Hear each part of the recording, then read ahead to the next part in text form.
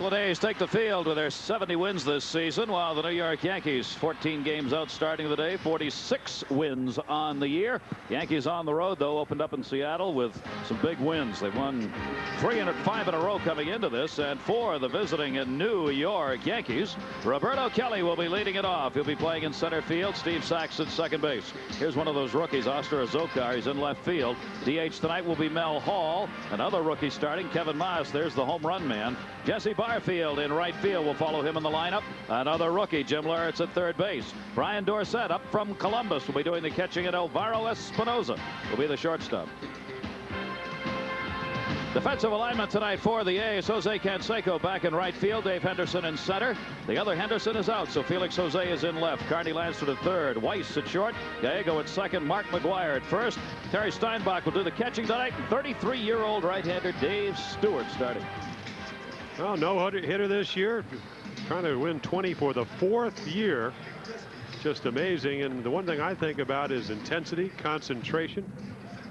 Article today's paper saying what he has understood. Number one, he's got to read hitters. Of course, you know he does that to win 20 games every year, but also you got to concentrate just as hard against the end of the lineup as you do against the middle of it. He said he's never had a problem doing that.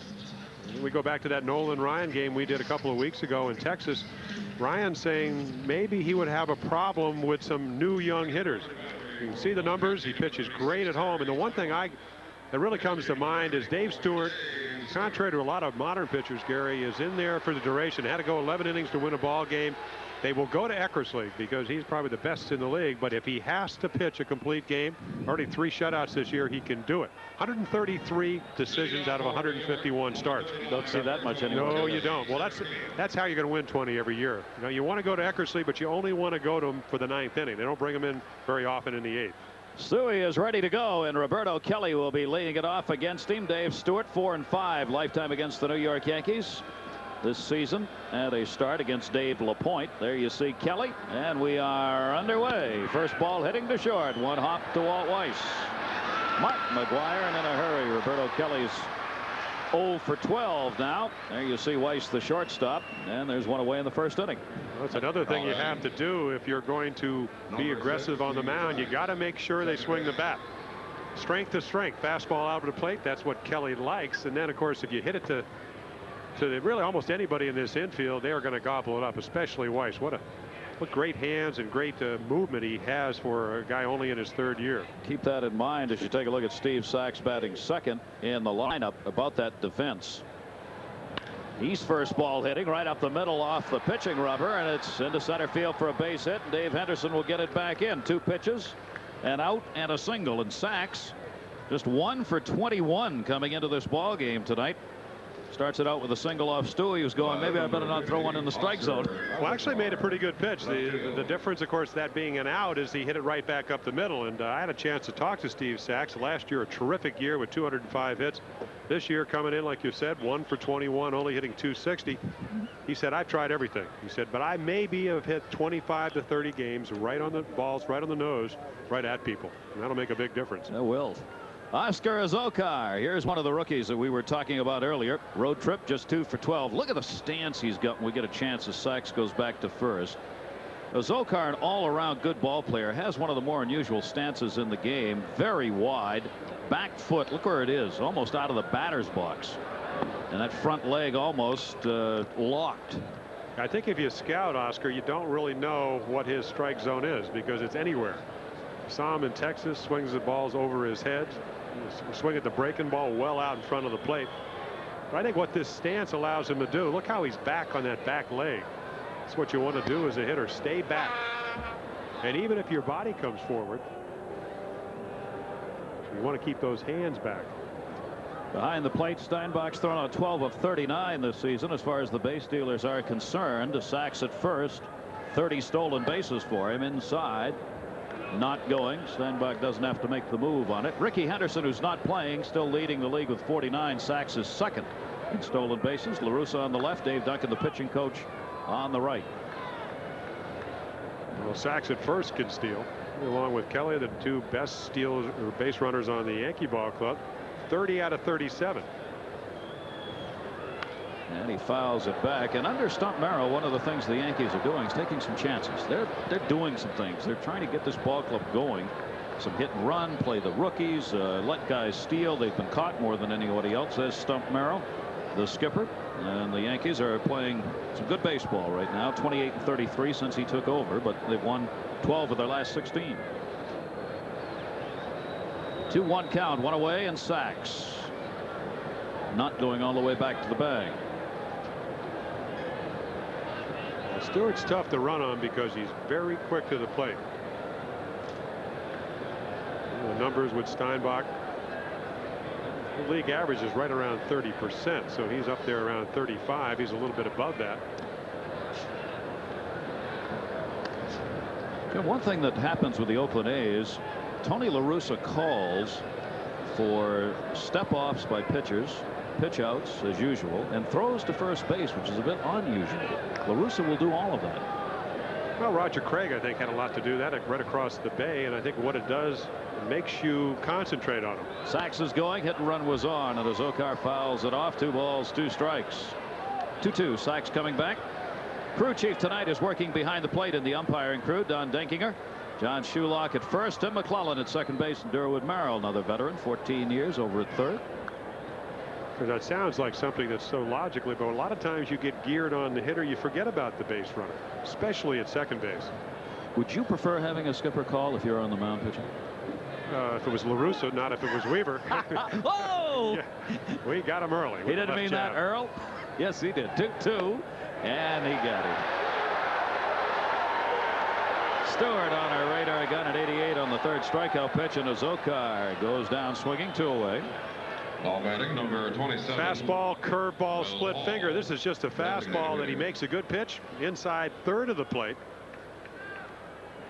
You can see Azócar trying to wait, just couldn't catch up with it. With 2 strikes, a lot of times you will look away, try to protect the outside part of the plate. He made a pretty good pitch on the inside portion. Azócar has only struck out 7 times in 97 at bats. He has not drawn a walk. He has some of the most unusual numbers. We'll talk about those as we go along. The DH tonight is Mel Hall. And again, Sachs with 2 down, this time diving back to the bag. Yeah, I think that Dave Stewart will pay a little more attention to Steve Sachs now with 2 outs. Even though Hall can hit home runs, 11 on the year, type of guy you don't want to worry so much about the base runner at first, that you try to get rid of the ball so quickly that you make a bad pitch. When you're talking about Mel Hall, you better have good location, especially with a fastball. Hall with that open stance, and they play him to pull in the infield and the outfield. And Stewart's in with a strike. 2 down, runner at first base, Sachs, who had the single. Hall, the designated hitter, 5 for 21 against the Oakland A's this season, and Sachs hoping that he can move him around. You see that Sachs, a pretty good streak right there, as part of the 30 that he's stolen.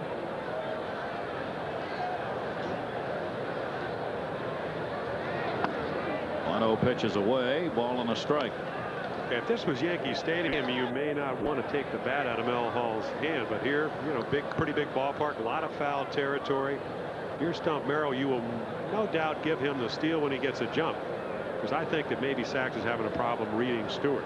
As I said, very quick to the plate, and Steinbach throws well. And he had him going the other way. Sachs was leaning, trying to get the extra step in the walk-off lead that time, and Stewart caught him. Now, when you have a consecutive stolen base, whether you're Kevin McReynolds, who had 22 in a row or whatever, that means you're picking the right pitches in the right spots. You're not a Ricky Henderson who can steal just about any time. There he goes, swung on it and foul back, and Sachs for the second time will meander back over to first base as Stewart goes ahead on the count, a ball and 2 strikes. I think a lot of people think that tires a runner. I think it actually helps him, gets him looser, especially early in the ball game. Also, sometimes the pitcher will think you're not going to go on the next one and maybe not take the long look at you. Bucky Showalter, Mike Ferraro are the coaches for the York Yankees. So Mel Hall's taking a little what for from the A's bench. The guy's standing up over there. 1-2 count on him, 2 down. Sachs not running. That could be trouble if it's fair. Canseco over, and it is a foul ball. See the 330 sign down that line. That's a souvenir. All coming back.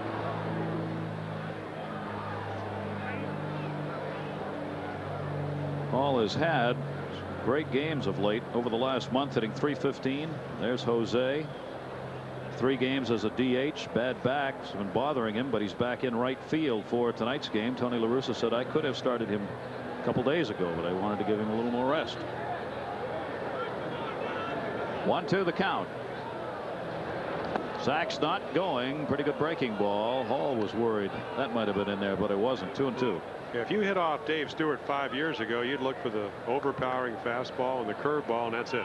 Maybe an occasional changeup. But when he came over here, 1986, in fact, Tony La Russa's first game was his first start. Dave Duncan taught him the forkball. Boy, has it made a difference. Whoa, changed his whole career around. But you know, the one thing that I remember of last year's World Series, of course, he won 2 games, is it even when he got behind 2-0 to good hitters. We're talking Kevin Mitchell, Matt Williams, Will Clark. Good enough fastball to get him out behind in the count. Got that type of stuff. 3-2 delivery to center field. Dave Henderson. Gotcha, baby. No runs, a base hit, a runner left on, and for Stewart, 19 innings now without an earned run. The left-hander, they are 22-13 against left-handed starters this season. The Oakland A's are, as they face Dave LaPointe. And our Sears diehard starting lineup for the world champion Oakland A's. Carney Lansford's leading off with Henderson out. Willie Randolph, the DH second. Jose Canseco will be in right field batting third. Dave Henderson driving in some big runs in center field. Terry Steinbach will be doing the catching. Mark McGuire at first base will follow Steinbach. Felix Jose in left field for Henderson. Then Walt Weiss, the shortstop, will be batting eighth, and second baseman Mike Gallego will be batting ninth. Dave LaPointe is ready to go as Carney Lansford steps in. And first ball hitting, that one is foul. Just missed. Hitters are jumping tonight. The defensive alignment tonight as Lansford heads back. Barfield, Kelly, and Azokar in the outfield. Larretts at third. Alvaro Espinosa the shortstop. Sachs and Moss. Dorsett doing the catching, and Dave LaPointe on the mound. Well, he doesn't throw very hard. That's when you get a high fastball, especially the first pitch of a game when he hasn't established the junk away. You know, he's a big guy at 6'3". He's about 225, but first pitch was 77 miles per hour. He has pitched well, though. The amazing thing, he's won 6 games. They've all stopped losing streaks. And in his 8 no decisions, he has left every game with a lead. That's amazing. Again, up the middle for the base hit on the second pitch.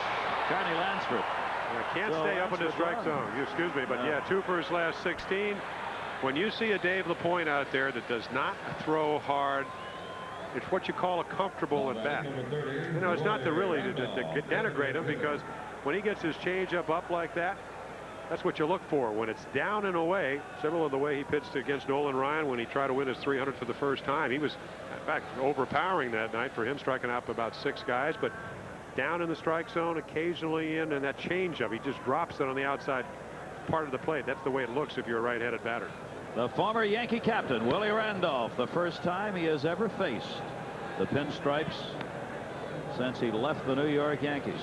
And, you know, the heart's got to be beating even a little for this veteran tonight. Take a look at the coaches. Rene Lachman at third. Yeah, we hope his heart's beating. Yeah. Lansford over at first base, getting the sign. Dave McKay coaches at first. Willie Randolph's the DH in tonight's game. Played more games at second for the Yankees than anyone ever. 1,689 games as a starter for the Yankees at second base. Yeah, with about 30 different shortstops. Yeah, that's right. Well, one year, about 3 years ago, horrendous year. Everybody said, oh, he's finished.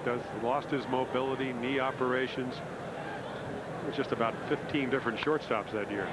That one to right field towards the line. Barfield on the fly in foul territory, will not catch up to it. Yankee bullpen down there. And the count will go to a ball and 2 strikes.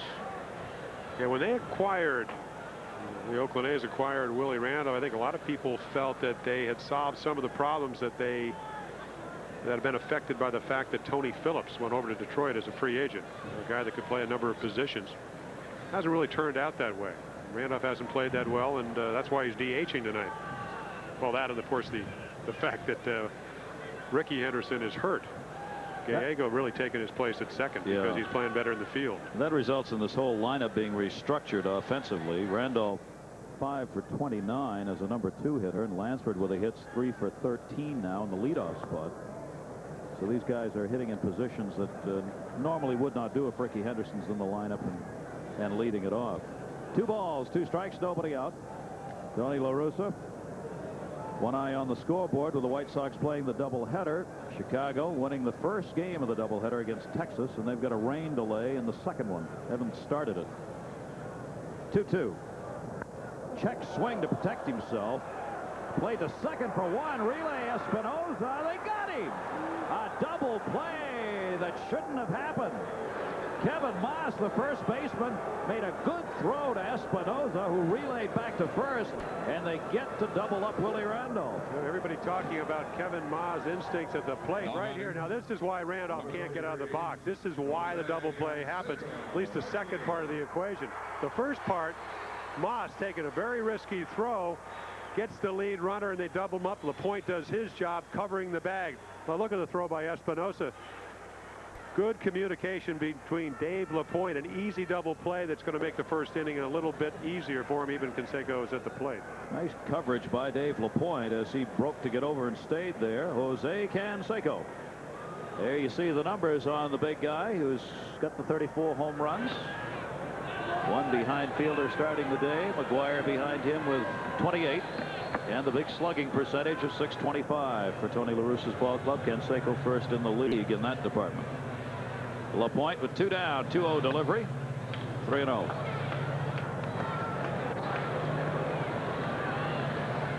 Well, we talked so many times about waiting. Dave LaPointe makes it more difficult to wait than most pitchers.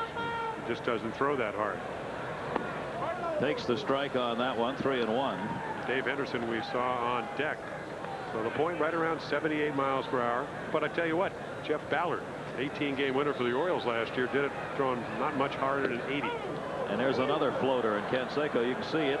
For the big guys like Canseco, you're looking at stuff between 70 and 78 miles an hour. That one on the radar gun was 71. But there's the difference. 78 with a fastball, occasionally 80, 71 with a changeup. Foul tipped, held onto, and he is gone. Dorsett, good job behind the plate. So despite a leadoff single, the A's are gone with only 3 coming up. There's the young man everybody's talking about, Kevin Moss, as we go to the top half of the second inning. 1 for 10 on the road trip, but watch this cut. They say if ever there was a swing designed for Yankee Stadium, this young man has it. Kevin Moss is delivering home runs at an incredible rate, better than anyone has ever done it. It's a little early on in his career to make much of that, but it's still happening. And it's outside for a ball. Take a look. Our mighty Moss design of the night. Home runs per at bat. Nobody does it better, as Carly Simon used to say. Moss won every 9 times up, and he's been working on pulling the baseball, because that's what he wants to do at home. Well, we saw him against Olin Ryan, 2-0. Smashed it. I mean, a long drive to right field. And talking to the Yankees, he saw a lot of breaking balls up in Seattle. There's a shot into right field for a base hit, and there's that nice swing. Canseco will play it back in. Right, 2-1. Fastball. Stewart behind in the count, leadoff batter. He says, here, hit it. And Moss did that. He does have a great swing. Well, he does, and it is perfect for Yankee Stadium. I do think that the pitchers will adjust. You know, a guy like Stewart, he knows, very important, the first batter of an inning, so he's going to challenge him. How many, I mean, even when you are having an incredible start, as Kevin Moss is, how many times are you going to hit a home run? But he did have a home run swing. So that's a couple of hits now off Dave Stewart. And Barfield, that one's in the dirt. Down to second base goes Moss. And that'll be chased back by Terry Steinbach. So that puts a runner in scoring position. Probably a wild pitch, although Steinbach looked like he had some trouble moving to his right to block that ball. Yes, ball should have been smothered. Sharp breaking ball. But if you shift your weight properly, of course, he's not expecting it out there. It doesn't look like he picks up the spin. I mean, that ball may go as a wild pitch, but it'd be a very liberal one, is it? It is. Catchers don't get many breaks. Well, no, the mere fact that they're catching is a non-break. 1-0 count on Barfield. Lansford on the cut of the grass at third, and Barfield takes the breaking ball by Stewart. 1 ball and 1 strike. Yes, it is true. We mentioned at the end of the last inning, Dave Stewart has not given up an earned run in the last 19 innings now. And I think if he's a realist, with Ricky Henderson out of the lineup, he's going to try to pitch a shutout until he doesn't. And that means right here, maybe, I don't know if Barfield's going to try to get Moss to third base. He should, by hitting the ball the other way. Jesse, more of a home run type of hitter, strikes out a lot.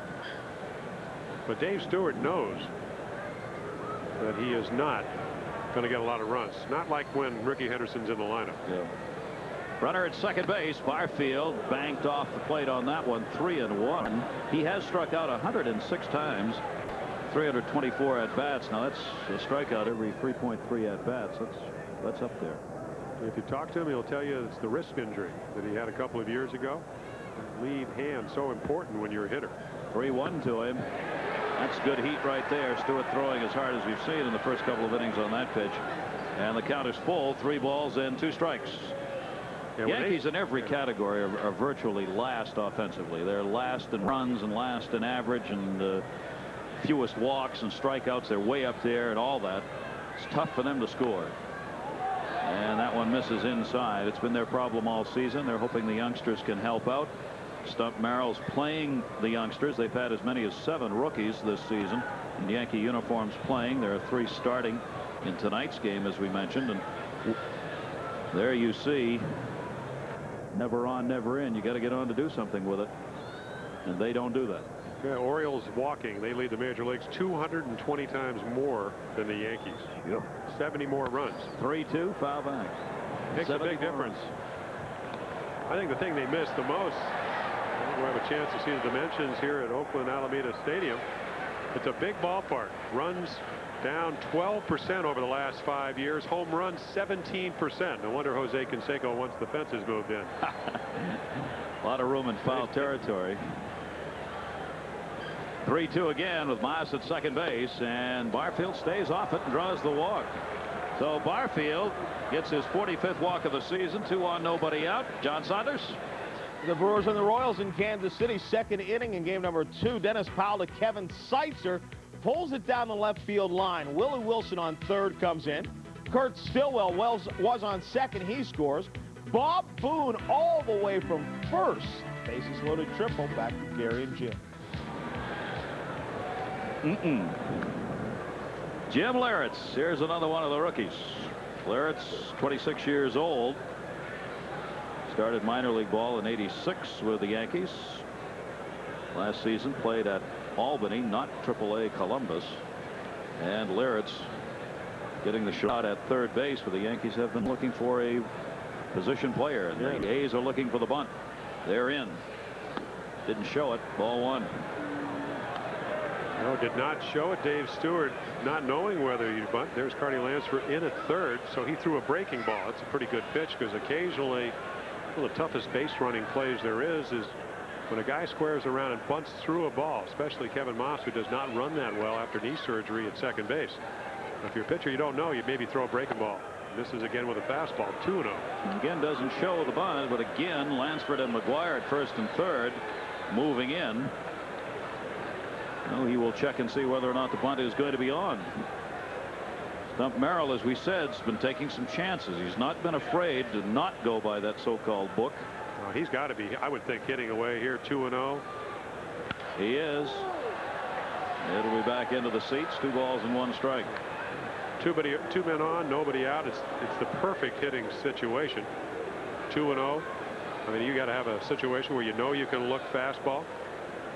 Not getting them in very well, but that's true virtually for the entire Yankee team. Those runners in scoring position numbers are not good. Well, you take a guy out of Double-A, bring him to the big leagues. And he also caught, so you put him in another position. There he bunts by Stewart. No. Good play to third, and he got him.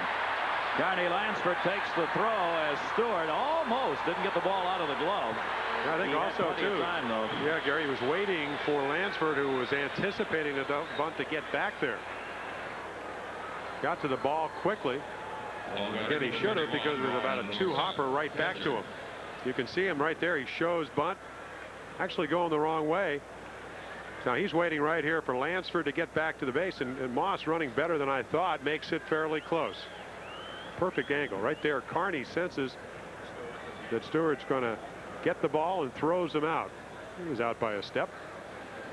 So that leaves runners at first and second base. Barfield on at second, Larrett's on at first, and Brian Dorsett takes the strike from Stewart. This is the Yankee catcher. Bob Guerin has taken over as the regular Yankee catcher, but he caught 11 in a row, so he's off tonight with a day game tomorrow. And so Dorsett, who is 29 years old, this is not a young ball player. He's been around the minor leagues, Cleveland organization in California, and then played AAA ball with the Yankees last year. See what he's done this season. As again this year, he was playing mostly AAA ball. Came up on July 27 at Columbus. He hit .277, 11 home runs, and 56 RBIs for Brian Dorsett. 1-1 pitch to him, and Dorsett towards third. Carney Lansford, Gallego, double him up, and that's it. 2 on and nobody out, and the Yankees can do nothing with it as we go to the bottom of the second. Here, bottom of the second inning, couple of double plays, one for each team, helping out Stewart and LaPointe. And by the way, those San Diego Padres will be playing Houston on Sunday on our ESPN baseball game. I'll tell you about here. Tony La Russa looking on. Dave Henderson waiting on LaPointe. And Kendu takes it up high. Ball 1.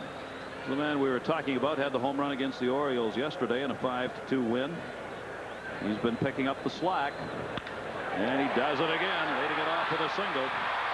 Lead-off single in the second inning off LaPointe for Dave Henderson. Does he enjoy playing this game, folks? You don't see that smile disappear very often, I'll tell you that much. Yeah, well, he put it very graphically in the paper. I won't tell you exactly what the quote was, but he said when you stink the first half, you better have a good second half if you want to have a good year. Well, he's hit safely down 11 of his last 12. Well, when you... It's not that we've already told you that LaPointe is not a very a stuff pitcher. He's a control pitcher. When he makes bad pitches and you're hot, you're going to see a good swing, and that's exactly what happened. Change up into strike zone, line drive. Terry Steinbach against LaPointe, and the pitch is in there for a strike. Steinbach, Ron Hasse doing the catching for the Oakland A's, and he's checking down at third base with Rene Lachemann. The sign, you see Dorsett looking over to the Yankee dugout to check, see if anything's on here. Should be 2. Espinosa sacks. That's as easy as it gets. Taylor made double play, and the A's, who hit into a lot of them last year, have hit into one in each of the first 2 innings here. Stump pull like that. 2 down. Reminds me a little more of a guy that used to pitch here, Kenny Holtzman, because he's an upright pitcher. He'll throw you the fastball, but also throw you the changeup. You're out in front, and you don't go the other way. And here's Dave Henderson. He knows if you try to come in hard there, as he talks to Sachs, the next time he'll get you right in the forehead. Between the eyeballs. 2 down, Mark McGwire. See, even he knew it was the tailor-made double play. I ain't getting too close to second base. Mark McGwire, the average is low. The RBIs are up, 71. And so are the home runs, because that's what this club lives and dies by. Great pitching and power. That's the Oakland A's. You may not believe it, but these Oakland A's are 12th in the league in average. 12th. They are hitting just .253 as a team, but they are 4th in runs. Second in home runs, right behind Toronto. That's why. And McGuire's right up there with him. Fielder with 35, Canseco 34, and McGwire 28 in the home run department, and McGuire's 4th in RBIs with 71. Yeah, this is a good matchup. I think that the reason his average is so low is the fact that he doesn't really hit the overpowering fastball. LaPointe does not have that. And again, the timing, trying to catch up to Dave LaPointe. 2 balls, 2 strikes. Patience is the key. LaPointe 3-3 lifetime against the Oakland A's. 79 wins, 82 losses in his career. 2-2. How about 8 teams, 8 years for Dave LaPointe? The only team he's not beaten in the major leagues is Kansas City. Right. Trying to be what? One of 9 pitchers that have done it? Yeah. Well, it won't happen tonight, will it? No, it won't happen tonight. Unless they've changed the venue on us. 3-2, 2 down. Nobody on, no score. And McGwire is on with a walk. And that is something he's been doing a lot of. 2 down. McGwire trots down to first base. We told you this Sunday right here on ESPN, the Houston Astros will be taking on Tony Gwynn and the San Diego Padres. Sunday Night Baseball at 8 o'clock right here on ESPN. The Padres, are they doing what they always do? Get out of it and then win? And the Astros are taking a look at who's going to be there next year. Felix Jose in a slump right now in an 0 for 9 with a runner at first and 2 away outside by LaPointe. If you talk to Tony La Russa, and he said, you know, how do you miss Dave Parker with 22 home runs, 95 RBIs last year? He starts rationalizing by saying, well, Felix Jose is playing very well in left field. His average was up to 270 after hovering around 240 for most of the year. He's only 23, young player that hits from both sides and has played real well in the field. I can now that Parker's not the DH, I can rest my guys and DH him, but I think they miss Parker's bat and the RBIs. Who wouldn't with that? A lot of people don't think they're as good a ball club this year, but one strength is their pitching, especially the bullpen. They are #1 in that department, and of course with Eckersley leading the league in saves with 37, but a lot of middle people who get the job done in middle relief. 3-0 count now, and it of course is taken by Felix Jose. 283 right-handed and 256 left for the switch hitter. He's got a 3-1 count on him. I think he's going to be a good player. Good tools. It looks like he can run a little bit. Good outfielder. And Dave LaPointe, after getting the double play, now has walked a couple. McGuire goes down to second base. Felix Jose goes down to first. And there are 2 on 2 away for Walt Weiss. As they position the fielders here and how they want to play it, drawing the outfield in. Dave LaPointe has now walked 45 in 124 innings pitched. He doesn't walk many, doesn't strike out many, as you would expect from a guy who relies on the off-speed stuff and as a control pitcher. Already 2 pivotal plays. The LaPointe walking these 2 guys with 2 outs, and Dave Stewart, the Yankees not being able to take advantage of the sacrifice situation, allowed him to get out of the inning with a double play. Weiss underneath that one. Third baseman couldn't see it. Didn't matter. Azokar's over there. Makes the catch. Nice play by Oscar Azokar, who was over in that bullpen area and had to come across the home plate part of it. 2 are left on.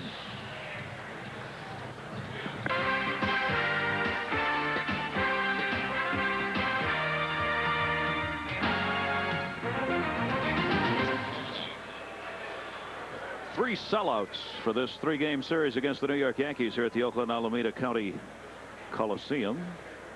This is a Coliseum. Do you know that? Yes. Yeah, I learned that I did tonight. until I listened to you earlier. Espinoza takes the pitch for a strike. I always call this place a stadium, but it's a Coliseum. Me too. Do the Gladiators come in here? I think I called it a Coliseum on Tuesday night when I was here, but but I missed a couple hours with you. But take care of it. The third, Lansford was in, gloves it. Espinosa's out of there, 1 away in the 3rd inning. John Saunders at our Baseball Tonight studios, keeping us up to date on what's going on. John?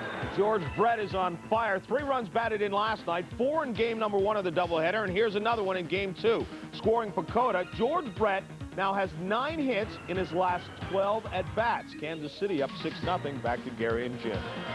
You know, the New York Yankees will keep an eye on that game a bit because they got a chance to get out of the cellar. Milwaukee really struggling. They've fallen down to within a game and a half of being in last place. The Yankees would dearly love to get out of that. The way the season's gone would almost make it a successful year for the Yankees. I think what they're thinking about is what the White Sox were able to do last year, second half. You did, of course, did their games 37 and 36. Some of the guys that were injured came back. I don't know if Mattingly will be back this year, but we'll talk about that later. Chance to see some of the youngsters get a new direction, and I think that's what the Yankees are pointing to. Roberto Kelly, who's 0 for his last 12 against Dave Stewart with an 0-2. See you later. Stewart gets the strikeout. That's 110 strikeouts for Stewart on the season now, and that'll be the 2nd of the ball game with quickly 2 down. The old backup breaking ball. You expect it to break as a hitter, and it does, but very late. Stewart's got a chance for a very quick inning. 2 down and nobody on. No score. Each team with a couple of hits. Kelly takes his seat. Something Roberto Kelly's been working on this season is not striking out, staying off the bad pitches. Kelly has struck out, though, 106 times. To short.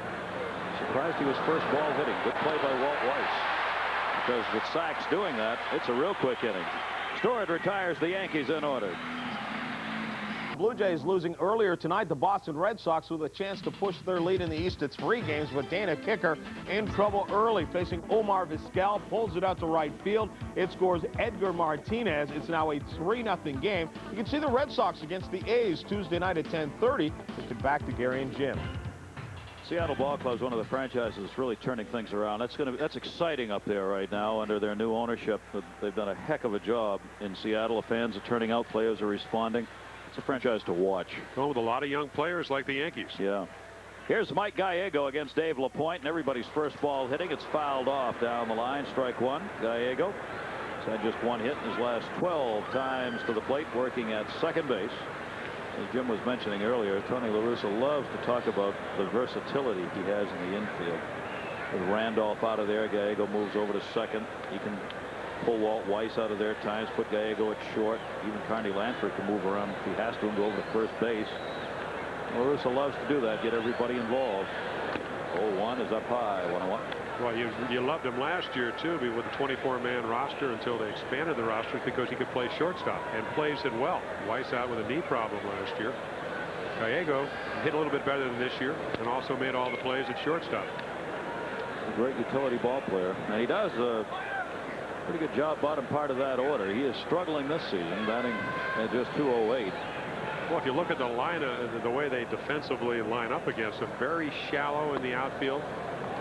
You know, last year, great beginning of the year.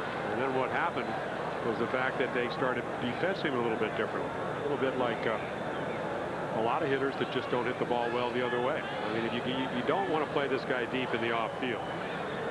No reason to. You lose 100 feet in the outfield. The guys are in so close, and that's what Dave LaPointe did not want to do against the number 9 hitter. And that's 3 walks now given up by LaPointe in this game. And it's a leadoff walk. The leadoff man's been on in all 3 innings against Dave LaPointe. Don't forget the doubleheader coming up on Tuesday here on ESPN. You will see San Francisco, Philadelphia. Kevin Mitchell surging away. San Francisco trying to hang in. And Boston, Oakland. Is that the playoff game? That'll be the second half of the doubleheader starting 7:30 Tuesday right here on ESPN. Carney Lansford singled his first time up. LaPointe will hold the base runner Gallego on with Kevin Miles holding the bag. And we should talk about the man who's not there, Don Mattingly. Not on the trip. Maybe going to the outfield when he gets back. That bad back has just troubled him all year. Lansford, after the breaking ball, doesn't get it. 0-1. They think maybe, he thinks maybe, moving himself to the outfield will take some pressure off the back. It could. I just think that one of the problems that Mattingly has is that he's such a hard worker. I mean, he could go 4 for 4, and the next day he's going to go out there and take extra hitting. And that's the type of guy he is. And when, of course, you're an infielder, to be the type of guy that's going to win a perennial Gold Glove, you got to take a lot of grounders. Another breaking ball by LaPointe. Lansford out in front of it, and it's 0-2 on the leadoff hitter tonight for the A's. LaPointe with a strikeout, 3 walks, and that's what he's thrown. Not good. Not for a control pitcher. Especially, you mentioned it, the 3 walks. They will not run here, but Lansford can handle the bat. Well, he naturally hits the ball the other way between first and second. 0-2 count on him, and again turns that baby over and down and away. 3 in a row, Gary, and if you're sitting at home, you say, how can a guy not look for that pitch? Well, the reason you can't look for it because you don't think it's a changeup. Fast arm motion, the same motion as he throws with a fastball. And we've already showed you that the changeup's around 71 miles per hour and the fastball is 78. So it's not very fast, but there's a difference. There's a disparity between the 2 pitches and a very occasional curveball to go with those 2. 2 strikeouts now for LaPointe, 1 away. Gallego still at first. Willie Randolph takes it up high. It was old home week for Willie Randolph, greeting former teammates. Stump Merrill, the manager of the New York Yankees. Boy, was he an annoying hitter. Up in the strike zone, you could book it that he'd hit it to right center or left center. Not a whole lot of home runs. Could steal a base before the knee problem. And a quality guy. Just figured that when his availability became known that it would be the Oakland A's who would pick him up. He just fits in on this team. Willie Randolph working against LaPointe with a 1-0 count and 1 away. Remember, the A's have hit into a double play in each of the first 2 innings. And LaPointe get another ground ball with Gallego at first. 1-0, no. talk to Tony La Russa, he will tell you he does not want to be known as a manager. If you look at Gallego and Dave McKay over at first with a little conference, as a manager you can predict. So Willie Randolph not hitting well, only hitting .245, but what do you want to do if a manager? Maybe give him a little bit better chance by starting the runner. That's what he did so well with the Yankees. He could lead off for you, perennial league leader in walks when he played for the Yankees. Pitch the ball the other way well, and if you make him hit the ball the other way, that means he's going to wait a little longer for LaPointe's deliveries. The world champions bench, they've hit into 80 ground ball double plays this season, well below what they did last year. They've made a vast improvement on staying out of that situation this year. Look out, runner goes, throw down, he's going to go back to first base and get there. Gallego started, realized he was out by about 80 feet, so he turned around and went back, and the ball ends up going into shallow left field. And Gallego stays at first. Well, that was supposed to be a run and hit, Yeah. but LaPointe threw it so out of character. I mean, look where this ball is. I think Willie swung at it. I don't know if the umpire is going to call it. Steve Sachs had to go off the glove. Look at Gallego. I think Sachs didn't catch that ball because he was looking at Gallego himself. He couldn't believe he was turning around going back. Yeah, Don Denkinger behind the plate asking John Shulak, who you could see shaking his head, what is the count? Did he swing or didn't he? They say no, so it's 3-0. And there's the strike, 3-1. But you're right, he was trying to protect the runner with a pitch on his head. Now, if you look at the scoreboard, you see no runs, 2 hits for each ball club. That should have been an error. An out should have been recorded there, and it wasn't. That's well, probably an error on Sachs for not catching that ball. If you're going to charge somebody. I would say so, yes. Yeah. Of course, you can't assume. I think you could assume when the guy's stuck between first and second. Right center field. Barfield comes over and wants it. Calls off Kelly. Makes the catch. Gallego goes back, and Randolph's retired. He's 0 for 2. Gallego at first base, talking to Dave McKay, the first base coach. 2 down. The batter, right fielder, Jose Canseco. See Duncan walk by La Russa. His coaching staff under La Russa, they spend a lot of time talking to one another before, during, and after games. Jose second in RBIs in the league with 82.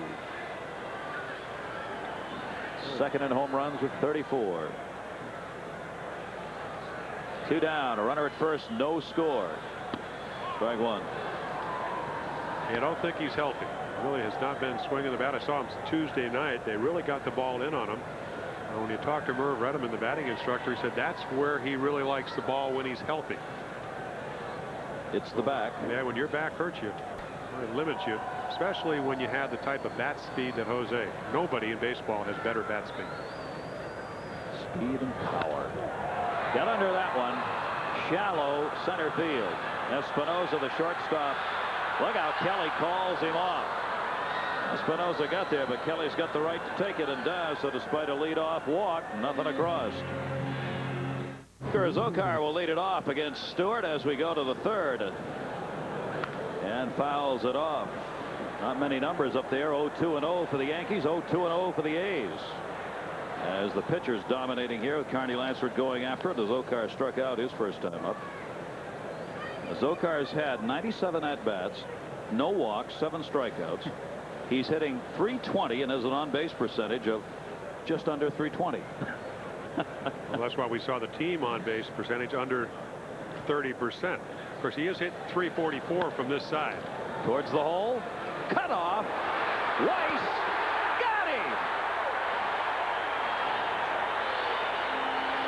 Well, Dave Stewart will tell you the one thing that you can bank on. He's going to be out there about 36, 37 times. And the other thing is a outstanding defense.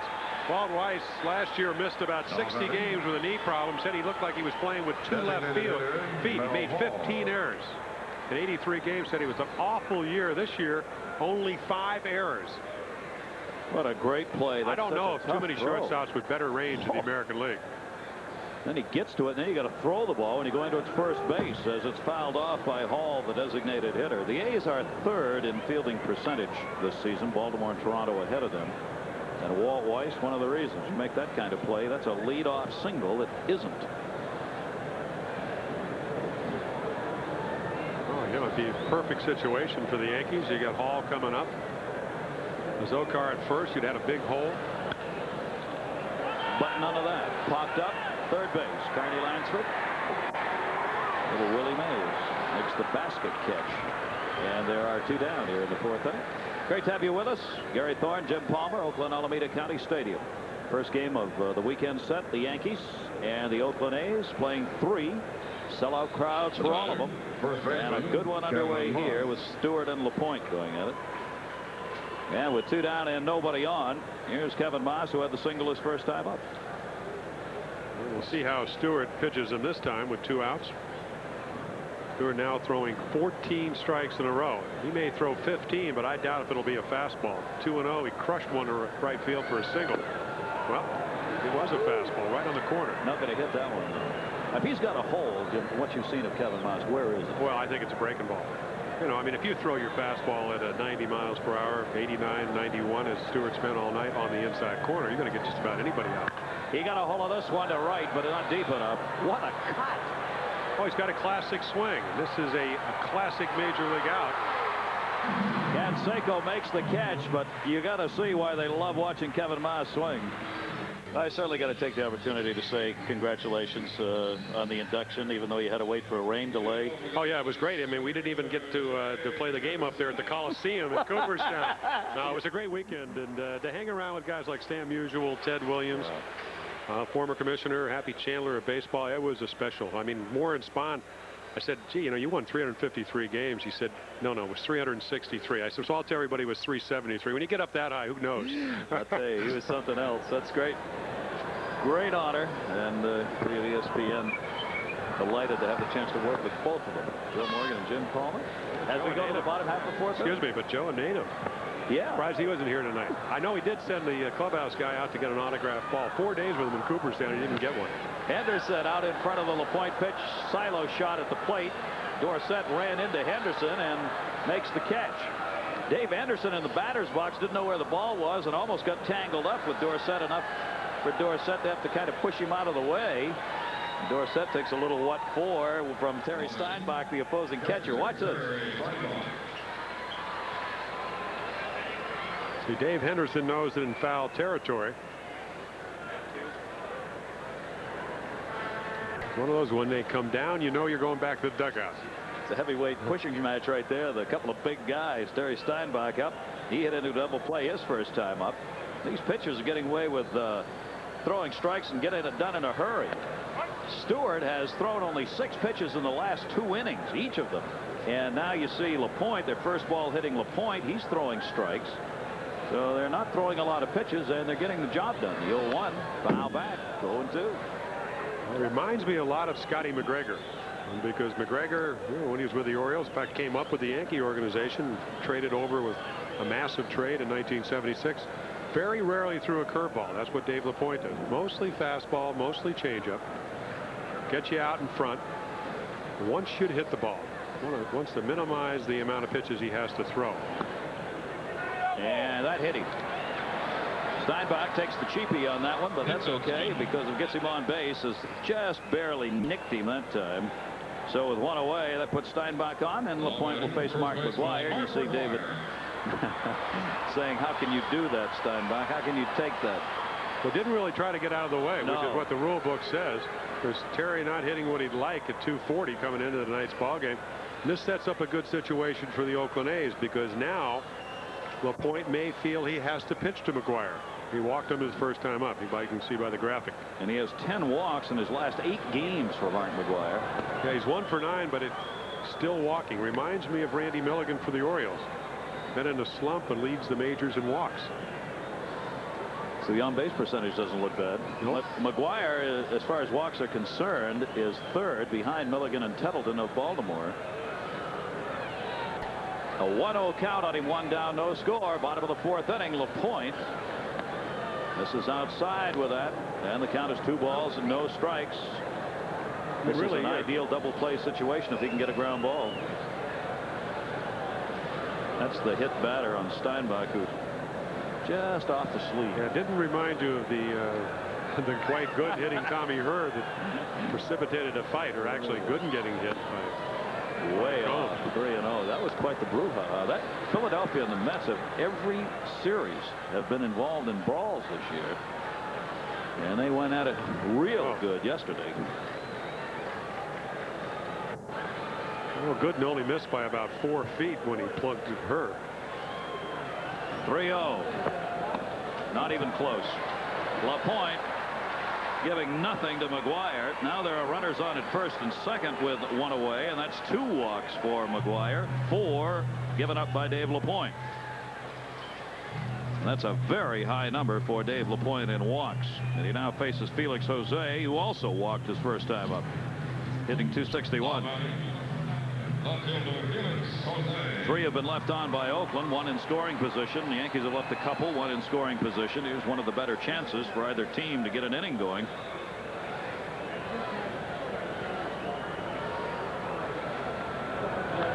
First ball swung on, fouled off, so you see LaPointe hasn't lost the strike zone. He just didn't want to give it to McGuire.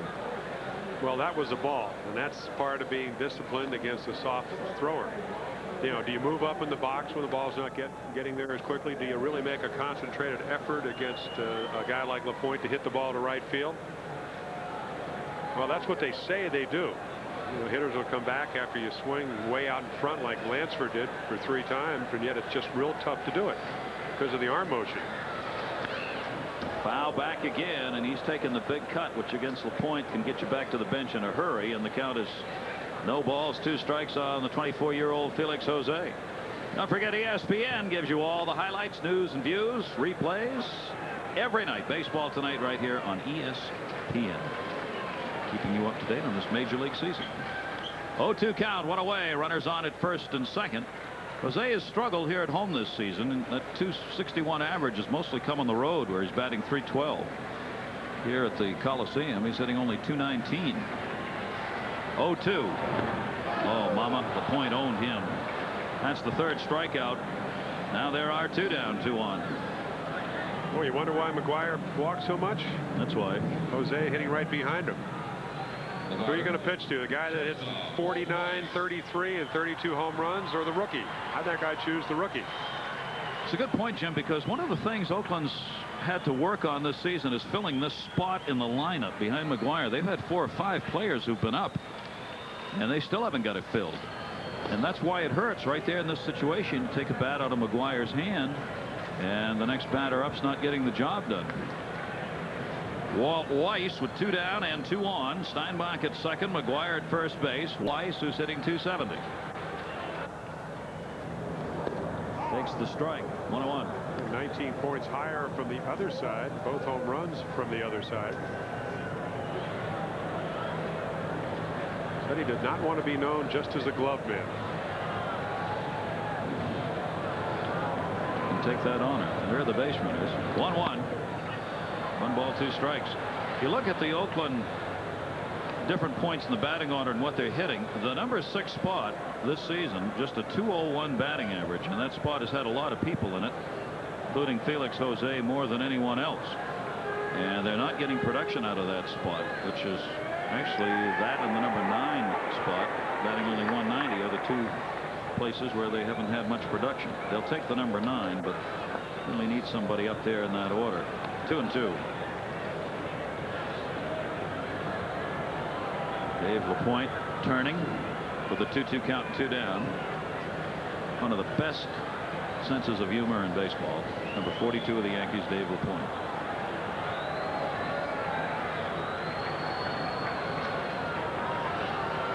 Two delivered. That's going to be a base hit into right field for Walt Weiss, making the turn. Steinbach. Here's the throw to the plate, way over the head. LaPointe backing it up, and a run scores. Jesse Barfield uncorked one. Dorsett had no chance. LaPointe backed it up and caught it in the air. Steinbach scoring, and it's 1-0 A's. We talked earlier about the fact that they should have had a runner caught in a rundown. Barfield, one of the finer throwing arms in all of baseball, easily would have thrown out Steinbach if he makes a good throw.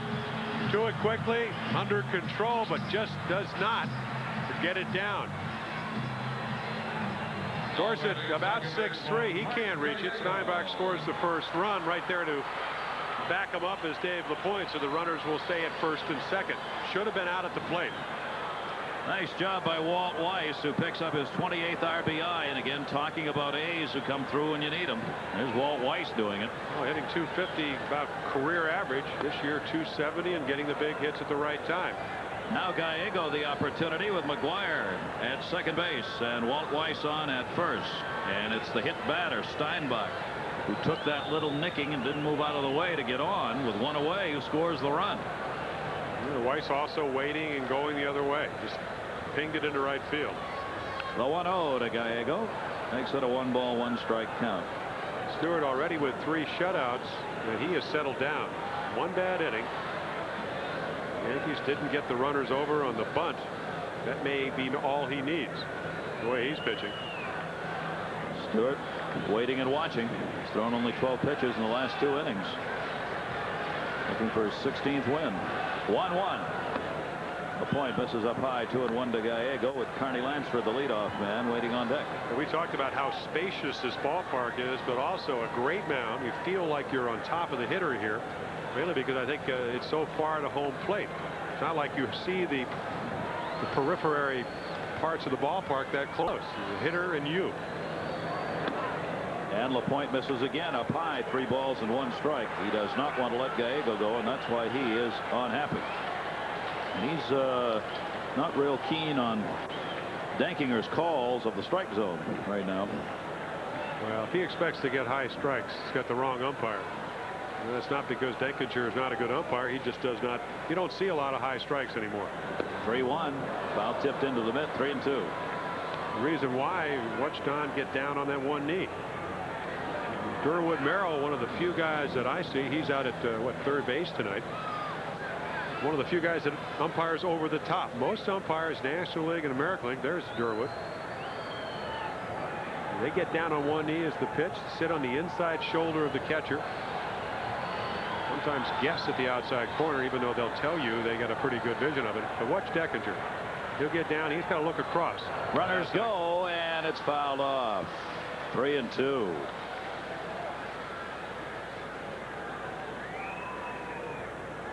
Yeah, that's. I was trying to think of somebody else who does that. I can't even think of another one besides Durwood Merrill, who still gives it that straight up behind the catcher look.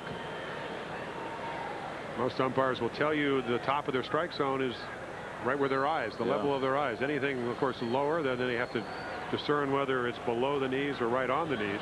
That is why the strike zone in the American League has come down. A couple of high ball umpires still left. 3-2, 2 away. Runners go. Swung on and fouled off again by Gallego.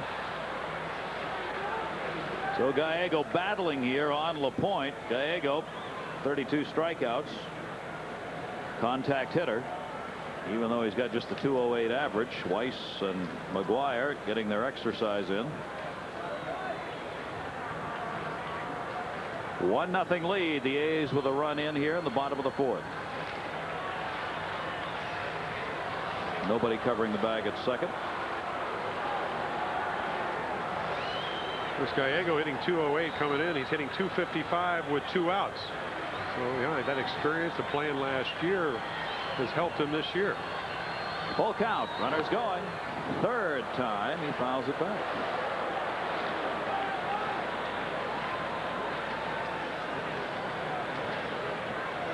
Yeah, he hits one up the gap in left center. Both runs are going to score. Shifted around to right field. Very shallow in right field is Barfield. Zokar deep in left. Kelly pretty shallow in center. 4th time for the 3-2 pitch by LaPointe to Gallego. 5 and counting. What you hope,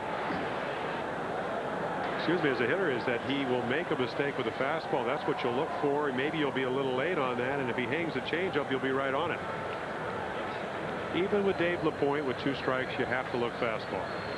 Otherwise, that fastball will look at about 100 miles per hour.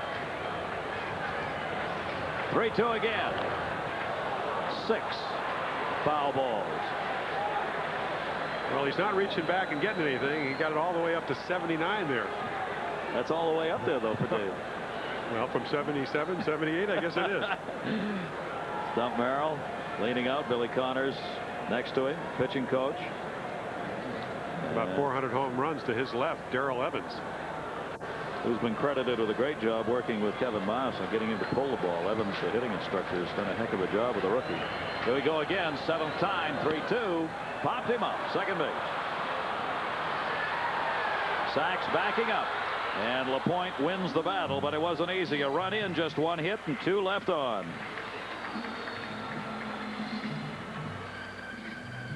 He finally misses one. He'd thrown 16 consecutive strikes before he puts that one outside here in the top half of the 5th inning. Stewart got that one by Jesse Barfield. A ball and a strike. Barfield, Lawrence, and Dorsett coming up here.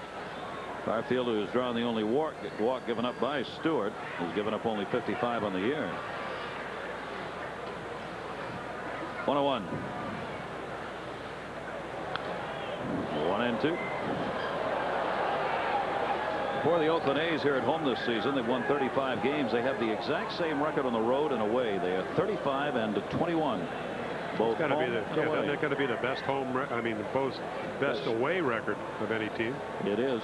Nobody's won more on the road, and the same was true last year. The Oakland A's had the best record on the road last season. 1-2 count. See you later. That's 3 by Stewart. He just buried that one on the outside corner. Let's check in with John Saunders. The Orioles in Anaheim to face the Angels. Pete Harnisch facing Max Venable.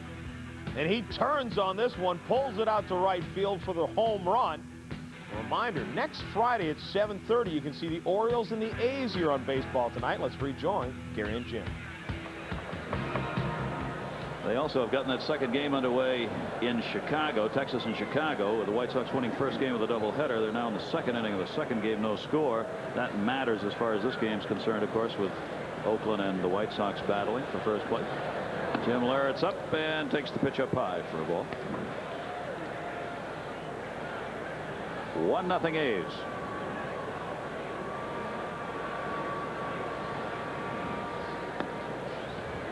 Third baseman Carney Lansford looks like he's in the bottom of the 9th inning.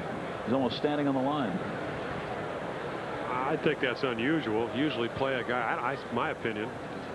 I'll tell you what I think about playing the line, whether it's the 1st or the 9th. You ought to play where he's going to hit it. Maybe he thinks he's going to hit it. I would think that's unusual. Leyritz, a line drive hitter. Last year, Double-A batting champ.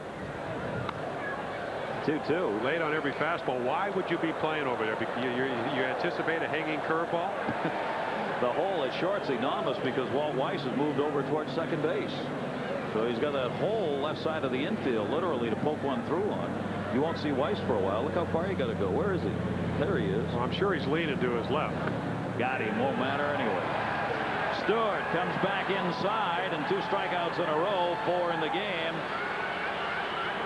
And there are 2 down. Both called third strikes. He is a strikeout pitcher only really when he really needs to. Leyritz just not knowing the strike zone. One of the 3 non-roster players that we're seeing tonight. I mean, the amazing thing about these guys, they are really playing well.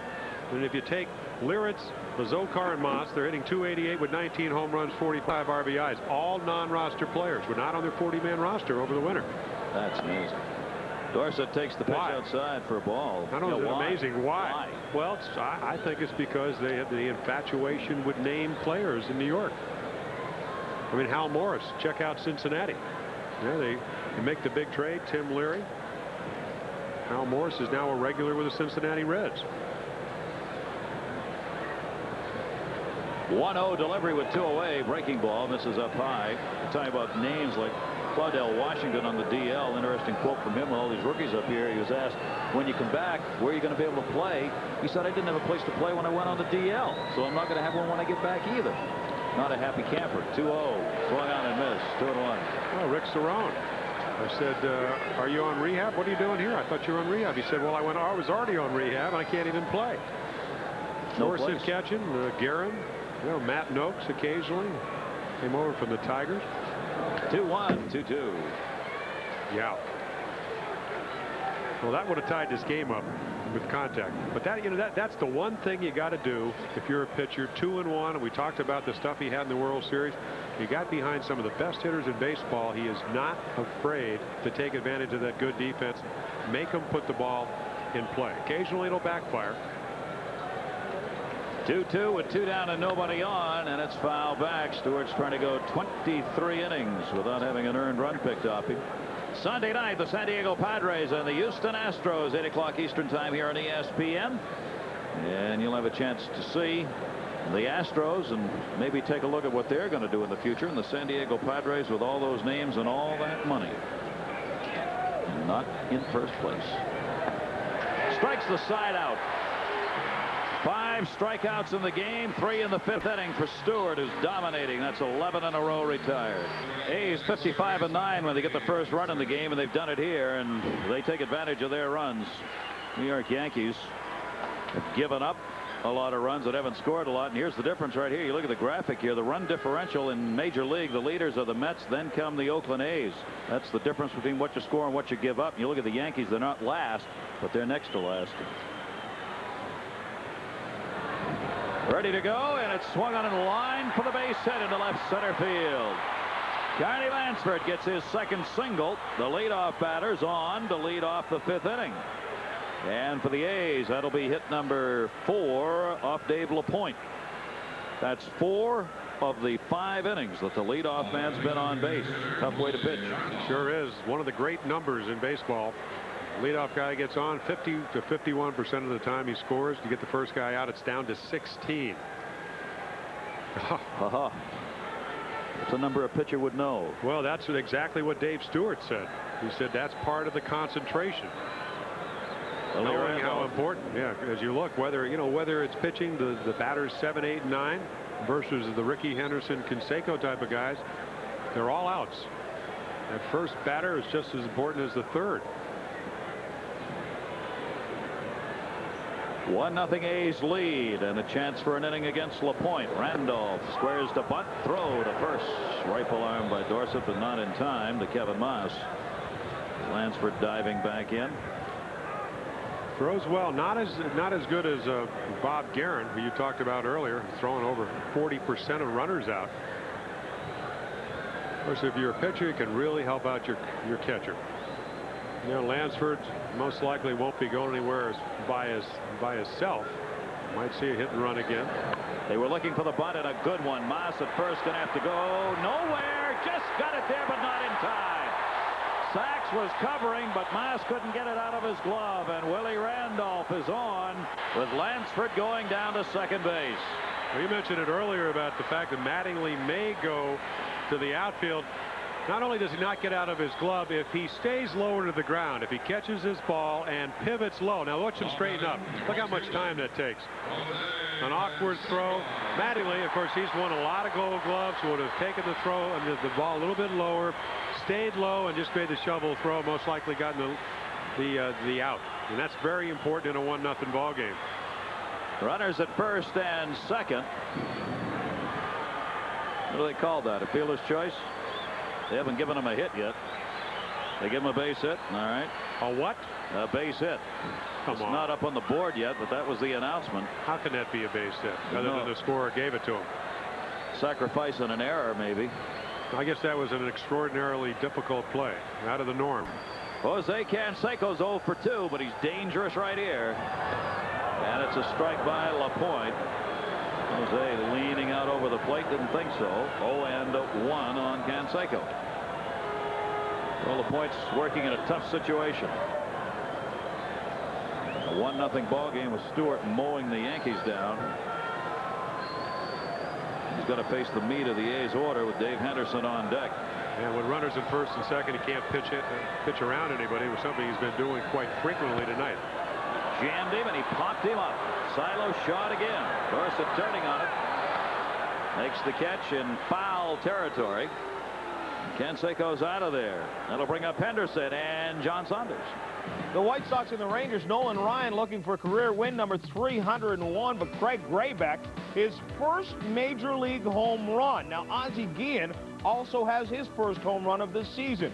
So it's 4-0. Nolan Ryan is down. it back to Gary and Jim. How incredible are the White Sox? Won the first game, winning the second. What a year. Dave Henderson. Yeah, they've done a lot of things well. Eric Plunk in the bullpen for the Yankees.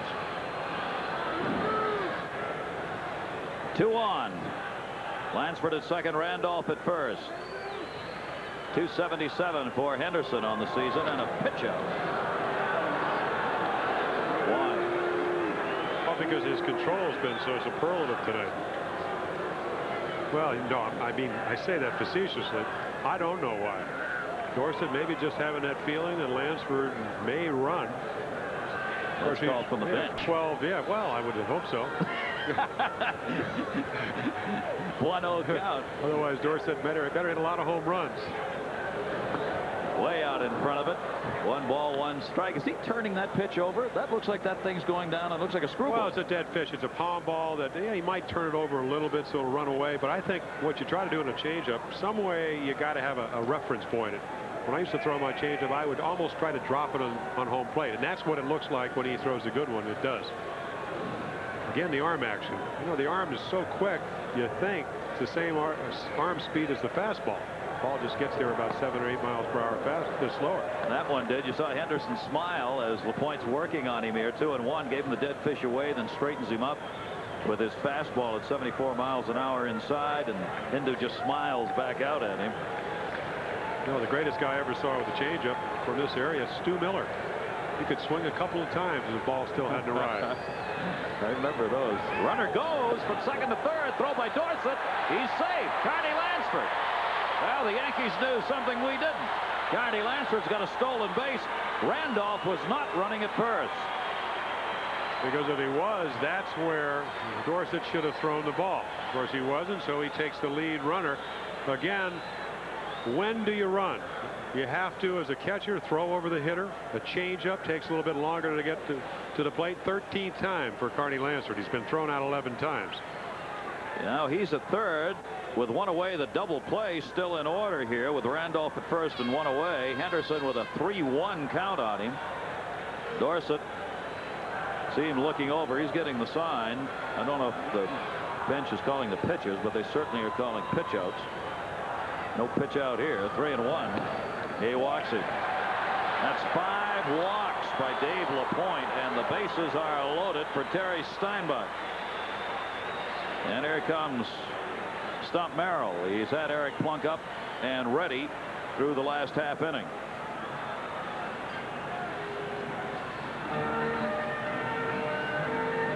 Well, good aggressive managing by La Russa. When you steal third, what you do for Dave Henderson is just make it easy.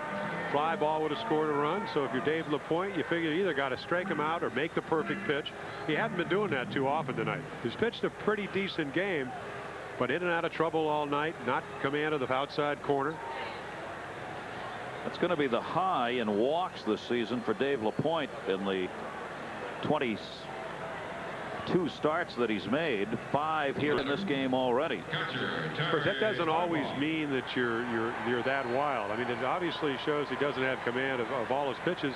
But I look at the scoreboard, 1-0. I think that he figures his team, even though they've been playing well, we saw the graphic earlier, they're not scoring a lot of runs. So they pitch around guys. Here's a dangerous man up there with the bases loaded. Terry Steinbach has gone 6 for 10 with the bases loaded, a double, a home run, and you see the 13 RBIs off the Sox full situations. Pretty good numbers. Yo. Studied under Pat Tabler. The greatest of them all with the bases loaded. Well, at least in years past. Yeah. I think he's had 2 off years in a row. 1 away, 1-0 A's lead. Sox full. Foul back. He'll go to the plate at first and third if they get the opportunity, especially Larrett's at third. He stayed in. There you see the lead runner in Carney Lansford. Yeah, unless it's, as you said earlier, a tailor-made. Boy, if he knows at third, Larretts knows that he can go 4-5, 4-3, he'll do it. But most likely, 1-0 ball game, going to get the lead runner. Steinbach scored the run in the 4th inning, hit by a pitch, came in on a Walt Weiss single. It's the only run up there. 5 hits for the A's. Inside, close pitch. 1 ball, 2 strikes on Steinbach.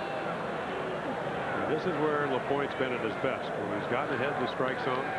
Saw Canseco, the only out this inning, swinging one over his head.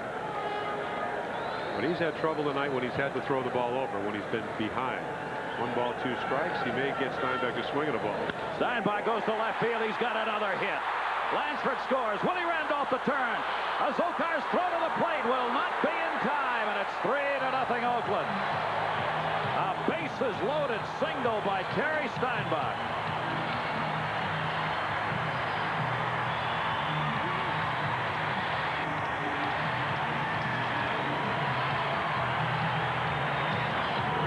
When you got him loaded, he ain't the man you want up. No, it isn't. We talked about how they seem to rise to the occasion.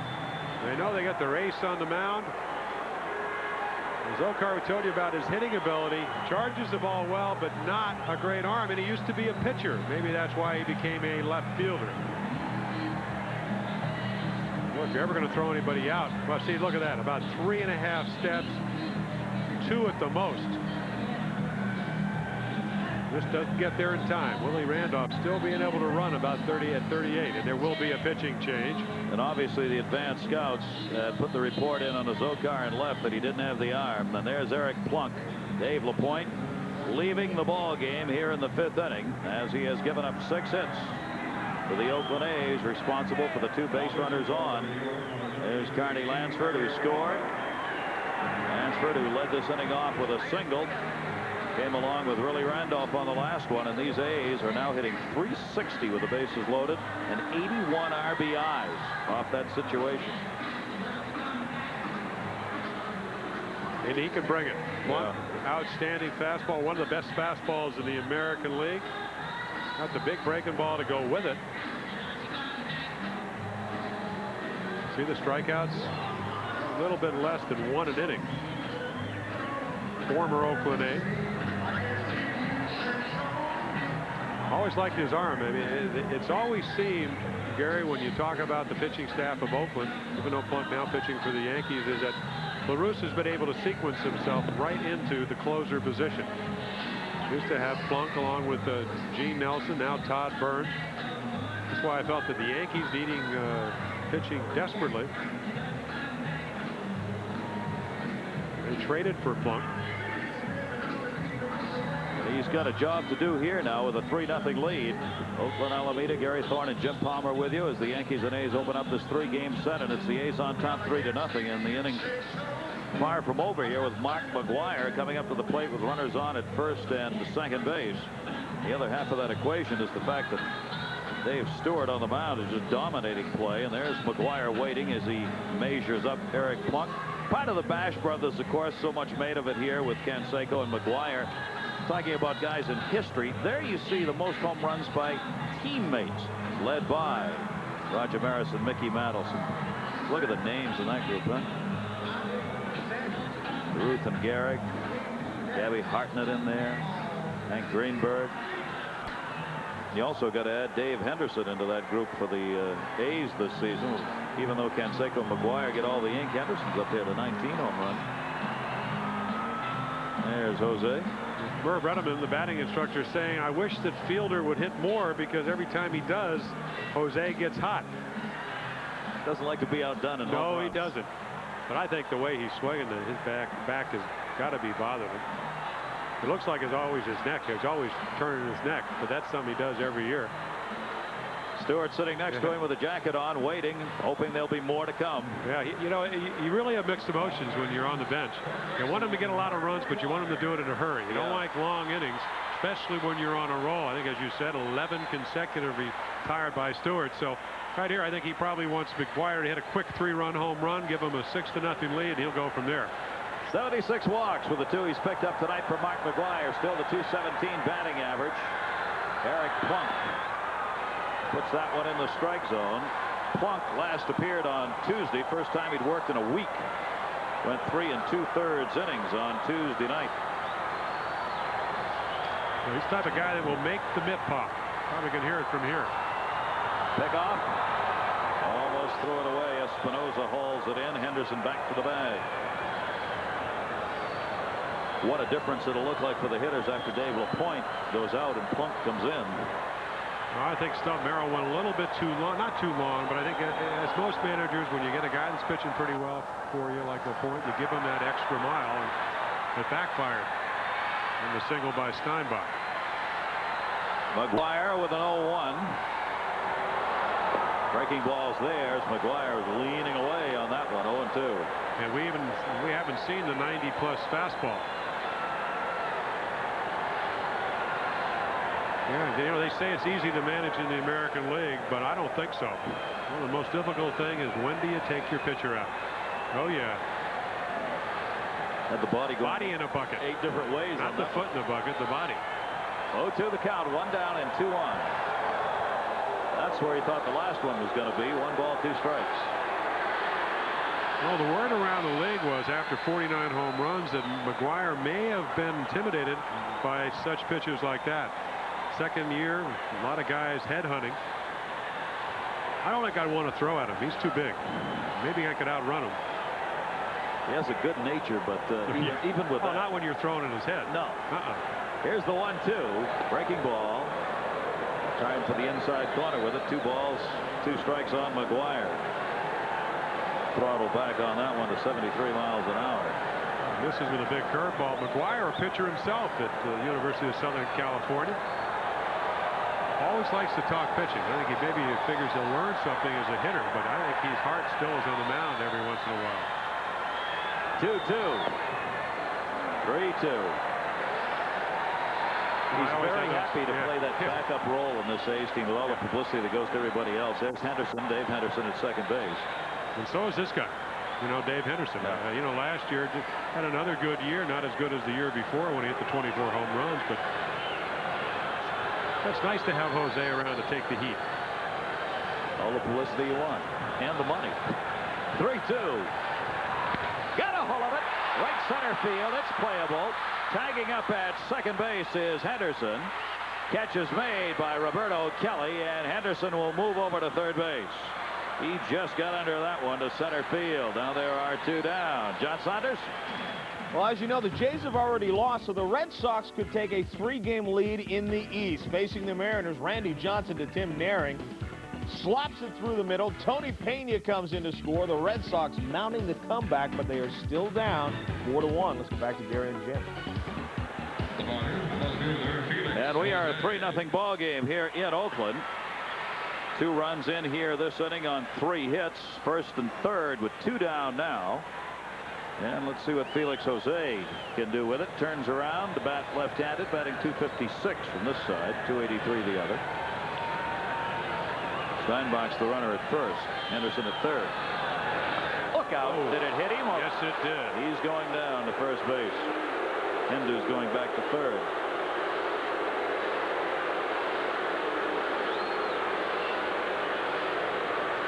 Second hit batter, first by Plunk, one by LaPointe.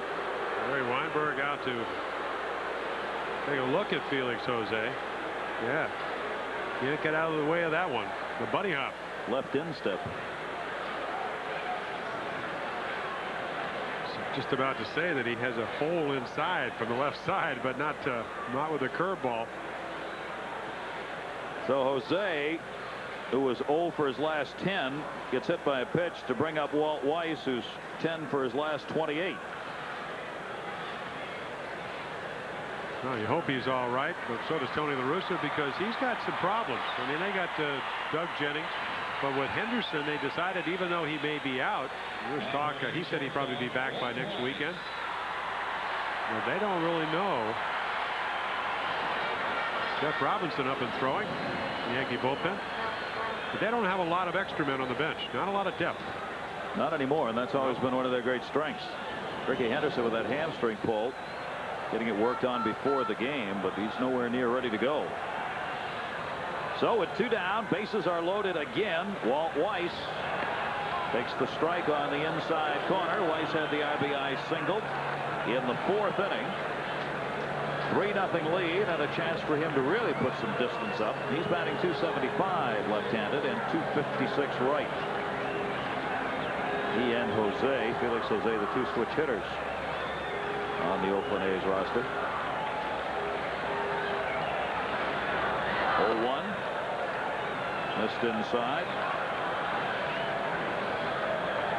Weiss has had only a couple of chances with the bases loaded. 2 for 2. That's how you hit 360 as a team. Yeah. Stump Merrill hoping Plunk can get it done. Gets ahead on the count. A ball and 2 strikes. Real tough pitch to hit. Tough to get on top of. Need the ladder for that one, don't you? Plunk has what I would call one of those loose arms. Boy, just a whip-like action. The key to pitching, hitting, broadcasting, anything is to relax. Yeah. I have an awful hard time. Yeah, I noticed. 1 ball, 2 strikes. Great breaking ball. Eric Plunk. Weiss slams the bat down, and they leave the bases loaded.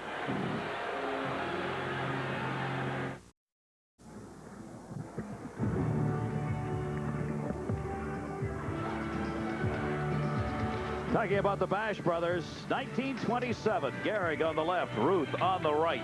Both of them could drive the baseball as well as any. And they set Yankee Stadium aflutter. 107 home runs that season for these two. The Bambino, with that ever-present swing and that ever-present pot belly. And a tip of the hat, which we don't see a lot of in baseball anymore today. The only people that do it are obviously pitchers. Yeah. The Bambino, a great pitcher. One of the best winning percentages of all time. Yeah. 3-0 here with the A's leading the Yankees, trying to get the Yankees out of that 5-game win streak, and the Yankees haven't beaten Oakland in the last 8 games, including 6 this year. And Stewart looking to even his record 5-5 against them, and the fans figuring this one's going pretty well on this Friday night, so get down, mama. That's right, over 2 million this year. Yeah. You said earlier they sold out all 3 games this weekend, so they leap over the 2 million mark. And the earliest they've done it. Oh, this is a great place. I mean, you know, you're a little bit far from the field, but great music. You got the Bart out there in center field. Real relaxed atmosphere. Earthquake, yeah, earthquake proof out there. That's right.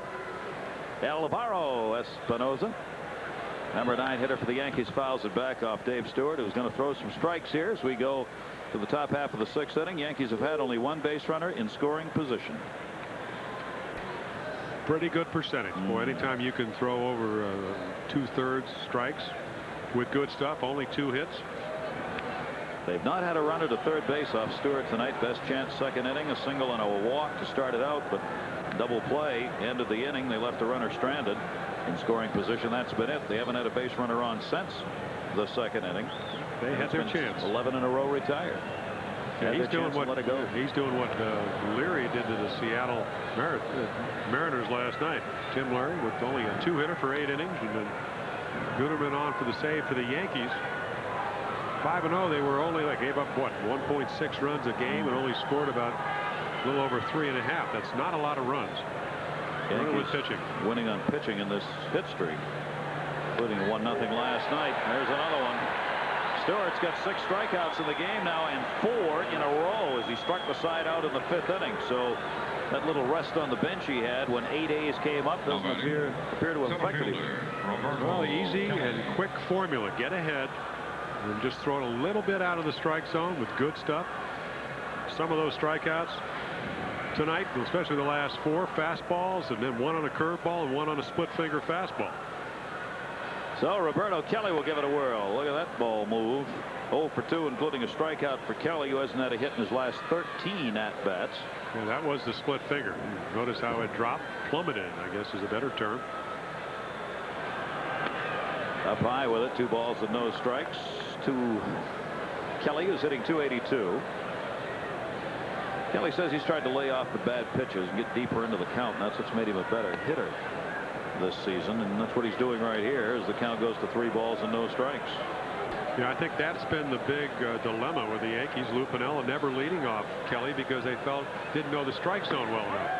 You know, he can hit for an average. He's hit over 300 a couple of times, but will he walk? Will he be a Ricky Henderson, even though he does have similar base running abilities? Good center fielder. There's a 3-1 count. If he takes that pitch, he goes to first. That's the one he's trying to stay off from, but couldn't do it. 3-2 on the 87-mile-an-hour fastball. In fact, Piniella he hit him 9th. Had a terrific year. 3-2. Wall Weiss. Scooped by McGuire. 2 down in the 6th inning. Yeah, very underrated first baseman Mark McGuire. That's just about 6'6", long arm, soft hand. He can make a bad throw a good one just because of his good arm span. Way up there.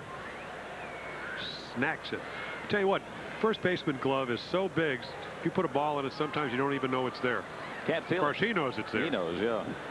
But a foreigner, when they put that glove on, gets lost. 2 down, and the bases are empty as Stewart bounces one on Sachs, who singled in the 1st inning. Only 2 hits for the Yankees. The single by Sachs with 1 out in the 1st, and the leadoff single by Kevin Moss starting the 2nd. That's been it. Well, strike is in. You talk about some unbelievable numbers. This Yankee team against the Oakland A's this season in 6 games hitting 165. It's a real good pitching staff. 165 as a team. Did the Giants hit that much? No, I'm serious. Yeah. I mean, it was somewhere around there. Yeah, that's right. In fact, I can probably look it up here in the press guy, but it was real low, and they could do that, especially when you have an earthquake and you see Moore twice. You know, he struggled, won his 10th yesterday, and this guy right here, Stewart. He's got another 1-2-3 inning. This could be 14 in a row, and it is. Retires the side in order. Yankees haven't had a man on since the 2nd.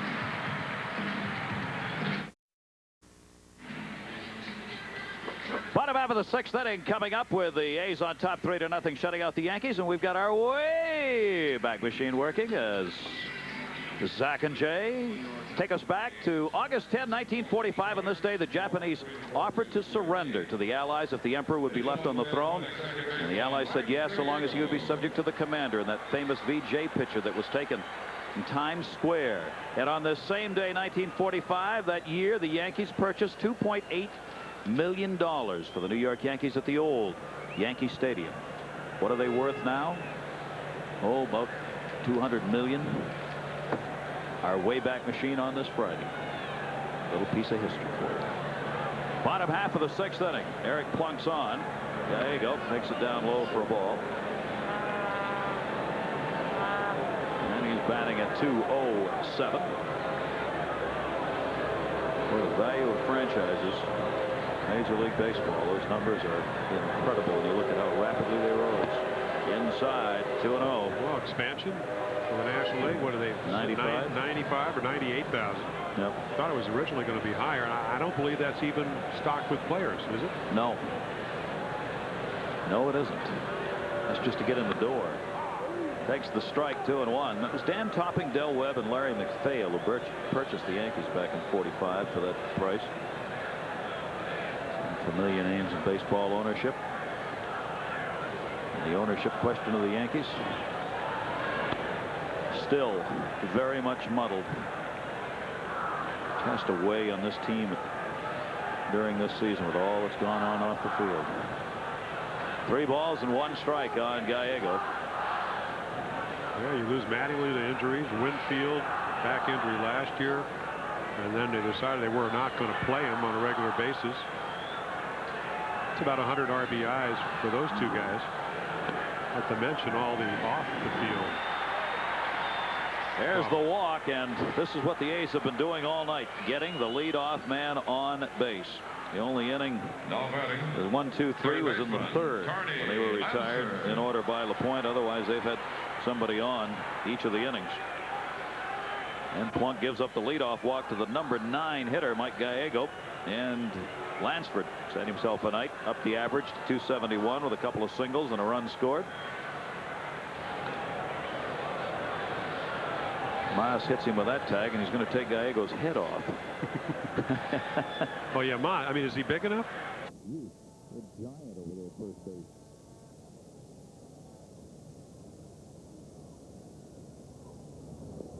I think my wife Joni said it best when she was taking some pictures down on the field. She said if he can't hit the curveball, he can always make it in modeling. Oh, not underwood. I said that's enough. That's pictures enough of the guy. There he is. Yeah, she was hanging out with Scott Sanderson, another good-looking guy. I said, come on. And the pitch is up high for a ball. 2 balls and no strikes. palling around with Ricky Henderson. Come on. I mean, yeah, so what if he makes $3.5 million? But Jim, in her wallet, she carries that picture of you in your underwear. You coming back from that hotel that you after you left ours that had fleas last year. 2 balls and no strikes. Yeah, what was your highlight of doing? Don't give me that. What was the highlight of doing last year's World Series? Highlight of the World Series. It wasn't the earthquake. It was Gary Thorne leaving like a rat, deserting a sinking ship, going to another hotel, and coming back 20 minutes later. 2-0 count. And it's taken inside. Now, what happened, folks, is during the World Series and after the earthquake, we didn't have any water in our hotel. We were here doing the World Series, working with ABC. There's Robinson, the bullpen, up for the second time. And I just wanted a shower. And up the street, they had a hotel that had water. So I went up to get a shower. I was going to stay for the night. But once I took the shower, I realized I was getting eaten alive by fleas. 3-0 pitch is up high. And there's 2 in a row. And plunk. There's the first 2 on here in the 6th inning for Willie Randolph. Full house at the Coliseum here in Oakland, watching their champion A's work against the Yankees. And they've got the 3-0 lead with Stewart doing the pitching, and Stump Merrill's on his way back out to the mound. That's 7 walks given up, 5 by LaPointe, 2 by Plunk. Plunk throwing over 90 miles per hour, but nowhere near the plate. He's going to call Liritz, the third baseman, over. They're going to decide what strategy. Definitely a squeeze, not a squeeze, but a sacrifice situation here. Willie Randolph already with a base hit bunt. Pushed it up the first base line his last time up. So they'll decide with a young and inexperienced infield. You mentioned it briefly earlier about the fact that maybe Mattingly will go to left field. I always felt that, or the outfield, that Mattingly was a guy like Keith Hernandez that gives you almost a pitching coach or an extra coach on the infield. I mean, very adept as a first baseman, but also the guy that is able to keep a calm head. And when you look at Espinosa, you know, not a lot of experience. Sachs just coming into the American League, you know, only his 2nd year, and you know, a great young guy, or not young, but right around 30. But I don't know if I want Steve Sachs coming in. He's too emotional. But the voice of reason, Mattingly, I think they'll miss him if they put him in the outfield. Good point. Nobody out. Willie Randolph with 2 on. They're looking for the bunt. He squares, takes the pitch for a ball. Charging was Kevin Moss at first. We mentioned earlier, and there you see waiting on deck Canseco. We mentioned earlier Kevin Moss at first when he had to make the bunt throw and had to straighten up. He wears a brace on a knee. He had reconstructive surgery. It might be one of the reasons he has troubles at first. That knee's got a big heavy brace on it, and it's tough for him to maneuver. There you see it. You can tell what leg it's on. 1-0. And Plunk again falling behind. 2 balls and no strikes this time on Willie Randolph.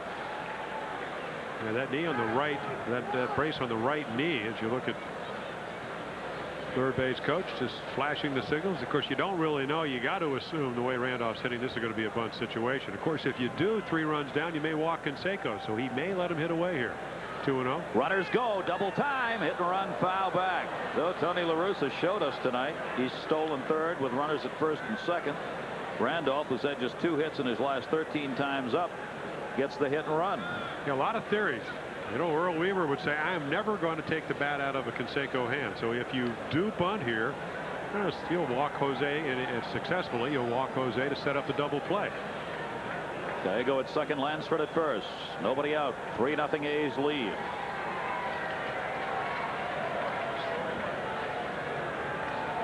Eric Plunk. Runners not going. 3-1.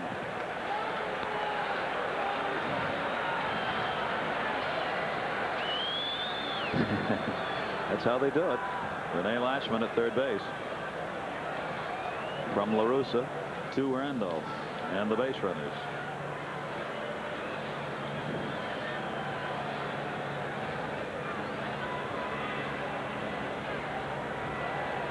(3-1).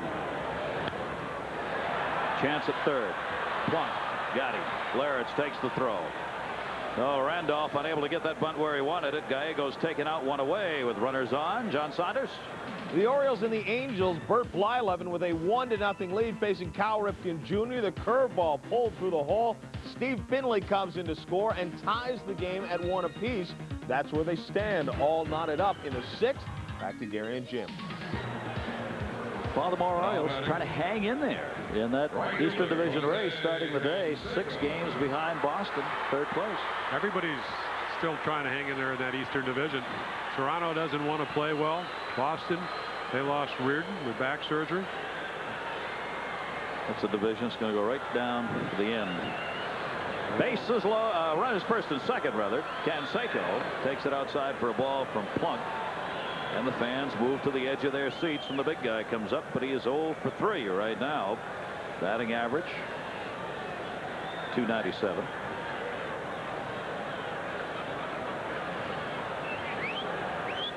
One away. Going for the dinger. 1-1.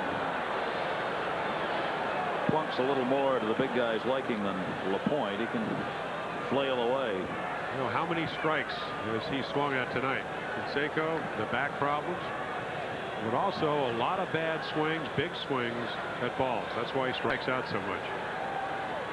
And when he hits them. 1-1. Fooled him, but missed the strike zone. You know, people look at you like you're nuts when you say this is the type of guy when you're in a jam you sometimes like to have come up, especially when your control deserts you, because he will expand the strike zone. He'll make it a little bit bigger than it's been. He's going to help you out. He can also hurt you very quickly. Look at it. Little chin music. 3 balls and 1 strike.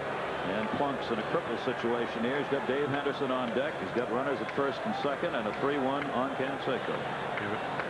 To add a little bit further to that point, you don't take something off to Canseco. I mean, you just have to go at him. Throw it as hard as you can. Try to be relaxed. Throw him a slider, 3-1, which he just did. On the inside corner, 3-2. Well, that's the kind of respect you have for Canseco. I cannot think of anybody in baseball that can do the things that Jose Canseco can do. Hitting right around 300, as you said, in the 297. It was 300 last Tuesday. Can drive guys in. Great on base percentage. Good outfielder. Throws well. Can steal a base. 9th in on base percentage for him. Ricky Henderson is first in that department. 3-2, 2 on, 1 away, not going, and it's load him up. Canseco draws the walk. 3 walks by Plunk have loaded the bases this inning. John Siders. The Brewers and the Royals looking for the sweep. Bill Pecota this time at the plate, and he yanks this one out to left field, the home run. The Royals are on top of Milwaukee. Looks like they're cruising to the doubleheader victory. Let's get it back to you. And the New York Yankees trying to get a victory to get out of the cellar, but right now the A's are dominating, and that's going to be it for Plunk. Bad inning. He's walked 3, and they are on right now. As a result, with Dave Henderson, the cleanup batter, coming up with the bases loaded. This is where, as we said before, the A's just thrive when they get the sacks full. And Robinson's on. Yeah, another acquisition by the Yankees from Pittsburgh. Did not have a good year last year. 2 years ago, won a lot of ball games. They can use him as a starter. They usually mostly as a reliever this year. He's had 4 starts, been in 38 games. This will be his 39th. The numbers are not good, but then again, there are not a whole lot of Yankee pitchers with good numbers. Tim Leary, he's 6-14. Jeff Robinson, 3-6. For less hits per innings. It usually tells you something. It's a pitch for the Giants. Anybody that pitches for the Giants usually has one of those split finger fastballs. Well, he's going to need it working right here to get the ball on the ground to try and get that double play with the bases loaded. While he warms up, we will bring you your highlight of this Friday night. This copyrighted telecast presented by authority of Major League Baseball may not be reproduced or retransmitted prior to midnight in any form without the express written consent of Major League Baseball and that couple at the Dome. 1 away. Bases loaded. 3rd Yankee pitcher. LaPointe 4 1/3. 3 runs, 6 hits, 5 walks, and 3 strikeouts. Plunk came on to get a couple of outs in the 5th inning, but he hasn't gotten anybody out here, and he's given up 3 walks. The Yankee pitchers now have issued 10 free passes in this game. 8 walks, 2 hit batters, helping out the A's offense. Next Friday night matchup, the Mets and the Giants. That'll be at Candlestick Park right here on ESPN. Second half of our doubleheader on Friday night. The Mets obviously Well, I say obviously I think they're in first place now because they won and Pittsburgh lost today. So they are in that battle with the Pirates, while the San Francisco Giants are trying to catch Cincinnati, and they lost the first of that 4-game series 7-0 in Cincinnati tonight. And we will have it for you second half of our doubleheader. Dave Henderson. You enjoy coming to the ballpark? Yeah, you better believe it. The Hindu Can-Do sign out there for Dave Henderson. The fan club of Dave Henderson brings out to every game here in Oakland. Put it out there in left center field where he hits home runs.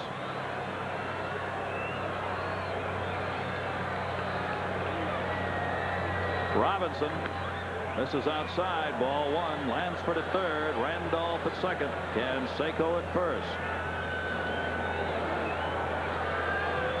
Couple of RBIs in the 5th inning. Came in a bases loaded single by Terry Steinbach. In at first and third. Kevin Moss. Runner will tag at third. Breaks to the plate and will get back to third base in time as Lurich takes the throw. Lansford going back in on the belly, and there's a big out. 2 away as Henderson is out of there. There's a chance for Jeff Robinson to get out of the inning. The batter, catcher. How refreshing. Somebody throwing strikes. Yeah. I mean, Plunk came in, got an out, then hit a batter, struck somebody out, then walked 3 out of the next 4. Whereas if you're 6'5", I was 6'3½". Sometimes if you're tall and you got that whippy arm motion, trouble to get the strike zone. Either the ball is too high or too low. You usually don't have a lot of problems in or out. Just trying to find that release point. LaPointe couldn't come up with it. Neither could Plunk. Maybe Jeff Robinson will have it. Yankees still in this ball game, especially if he gets out of this jam. Steinbach gets his second chance with the bases loaded. Takes the pitch inside. He scored when he let off the 4th being hit by a pitch.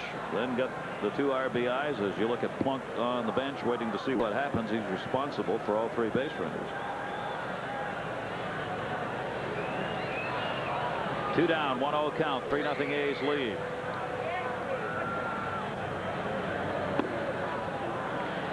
Two and 0.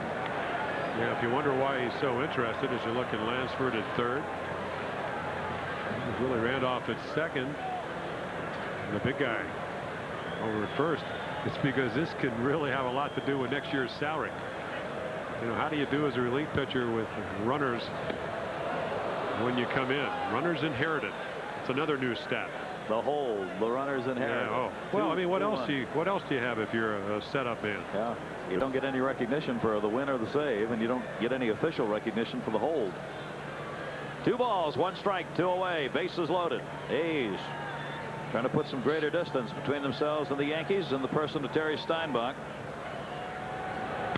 Down to third, Lurich gets it over to Moss, and that will do it. And a nice job by Robinson.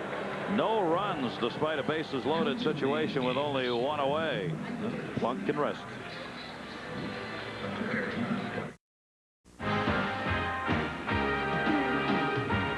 ESPN Baseball Tonight, brought to you by Mitsubishi, bringing you a full line of award-winning automobiles. See them all at your Mitsubishi Motors dealer. By Irish Spring Deodorant Soap, the Irish never quit. By the makers of Desinex Athlete Foot Medication. And by Budweiser, the king of beers. Remember, know when to say when.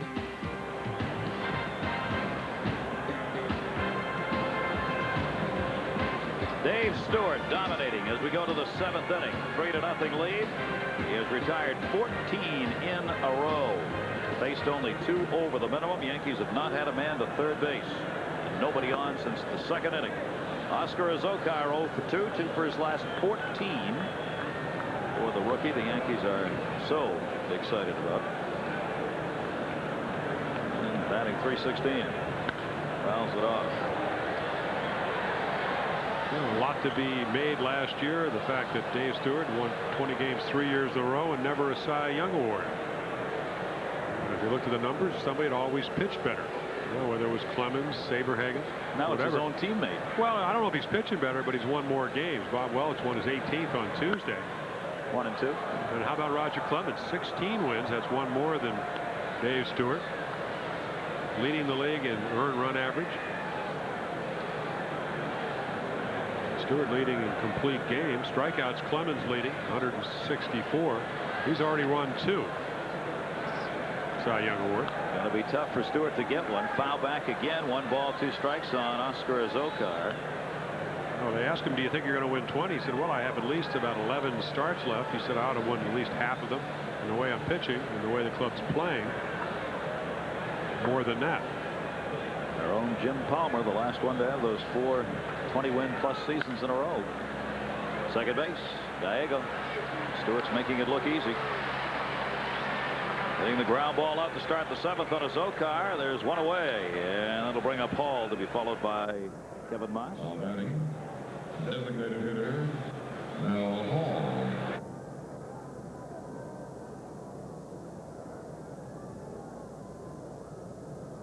Little League's going to be interesting when they vote Cy Young Award too. Ramon Martinez going to get some votes for the Dodgers. He's having a great season. What a great arm. Hall hitting .270, fouls it back, strike 1. Get Frank Viola for the Mets. Oh, and then you get some of the relief pitchers. Yeah. How about Franco? Yep. The job he's done for the Mets. Well, again, that classic discussion, who's more important, a guy that goes out there every 5th day like a Dave Stewart or an Eckersley? There's another guy we forgot about. 37 saves. Dick Penn from the White Sox. Bobby right up there. They may set an all-time saves record. So what's more important, a guy that comes in almost from night to night, or a guy that goes out there every 5th day? For the starting pitcher, I'd say probably the guy that goes out there every day. I can't believe you'd say that. Inside, 2 balls, 1 strike. But you did preface it with that as a starting pitcher. Oh, no. I mean, I really mean it. I believe that, too. I think most writers who vote also believe that. Yeah, unless you have a year like Clemens did when he was 24-4, you go 20 games over 500, or like Guidry did. Tag towards that right field fair post. It is a foul ball. Hall tomahawking that close to the home. Twice tonight he's done that.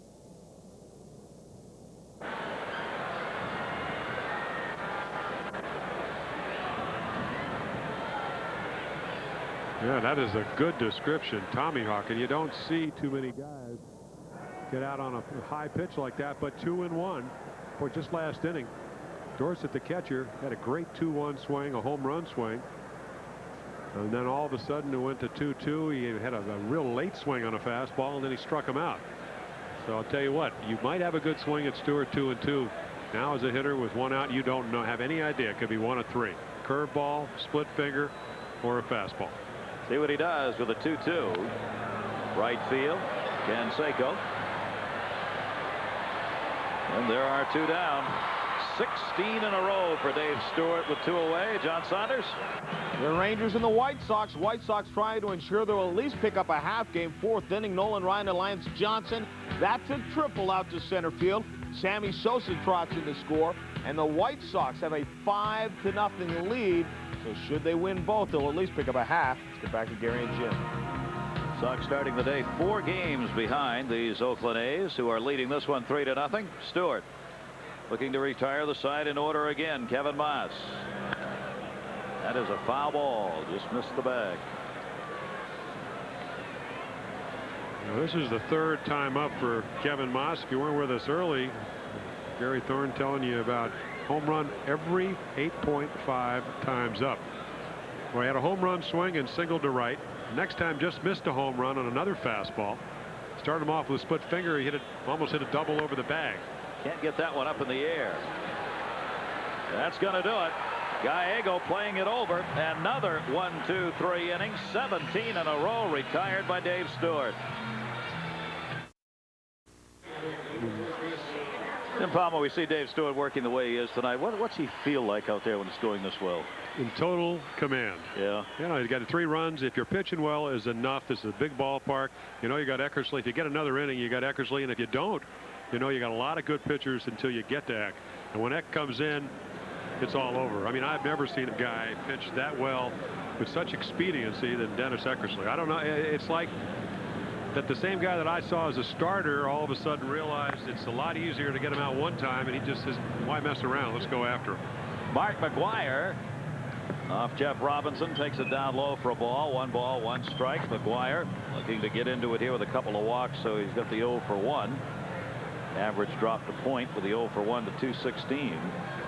Just 2 hits for the Yankees, 6 for the A's, and it's a strike in the inside corner. RBIs to Weiss in the 4th, and a bases loaded single in the 5th inning by Terry Steinbach, making it 3-0. Well, they haven't exactly, the A's haven't exactly tattooed the baseball here, but they've taken advantage. They've left the bases loaded in both the 5th and 6th innings of this game. Misses with that one. 2 balls, 2 strikes. Well, they start with the constant. Good pitching, good defense. Maybe not the most mobile defense in the league. I think the Orioles have that in the American League, but guys that just come out there, they're like Dave Henderson, just a very, very steady center fielder. So you have, and when Ricky Henderson plays, you got a real good left fielder. Canseco, when he's well, an above average right fielder. It's just a good defense. Weiss anchors the infield. Lansford, not great range, but very rarely ever makes a misplay. And if you got good pitchers. 3-2 to McGuire to center. And they got good pitchers. Yes, they do, especially the bullpen.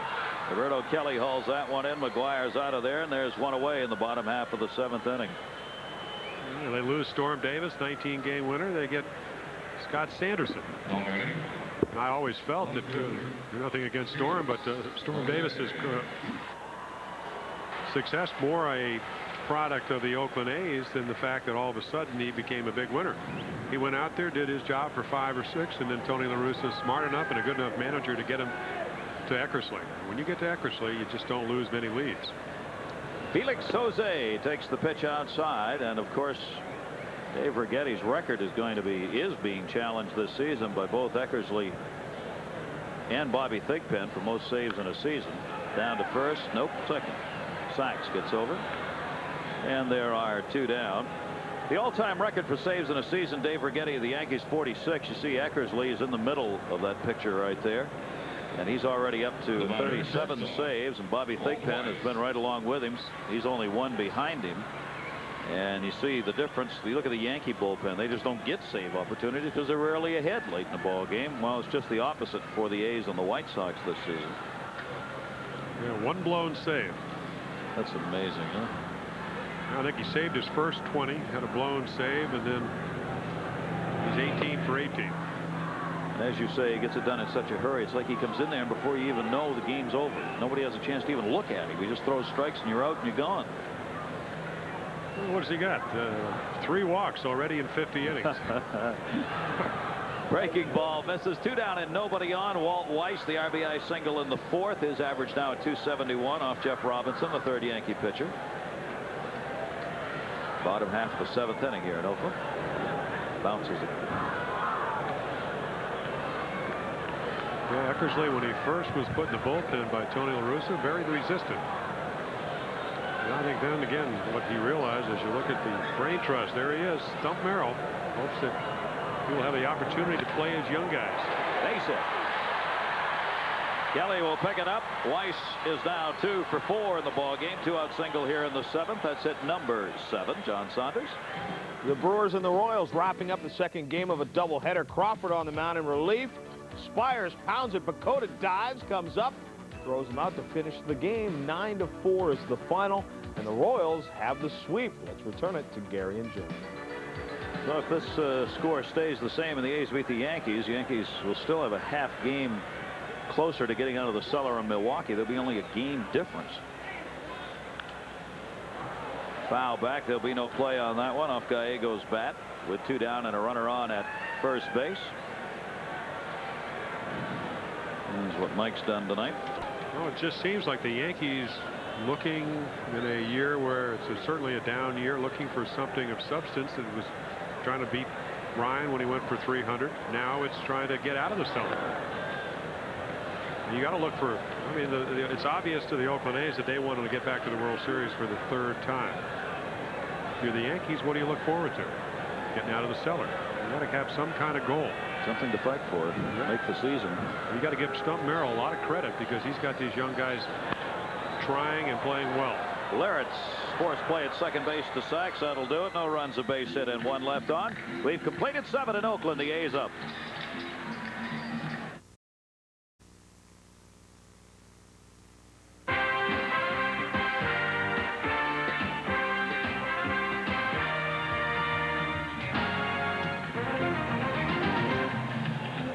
Oakland A's this season 14-5 in April, 18-9 in May, 15-12 in June, 17-14 in July, and they're 6-2 in August. If you're going to win, that's not a bad way to get it done right from the get-go. And they got a 3-0 lead here for Stewart, because after his 16th win against 8 losses, the Yankees try to find a way to get some people on base. Barfield, Larretts, Dorsett coming up here in the top of the 8th inning. Stewart has walked 1 and struck out 6. Giving up just 2 hits, 2 singles. Sachs in the first, Maz in the second.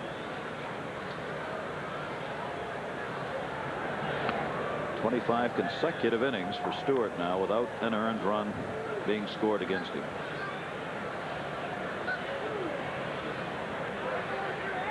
Barfield just trying to slow him down. 2-0 count.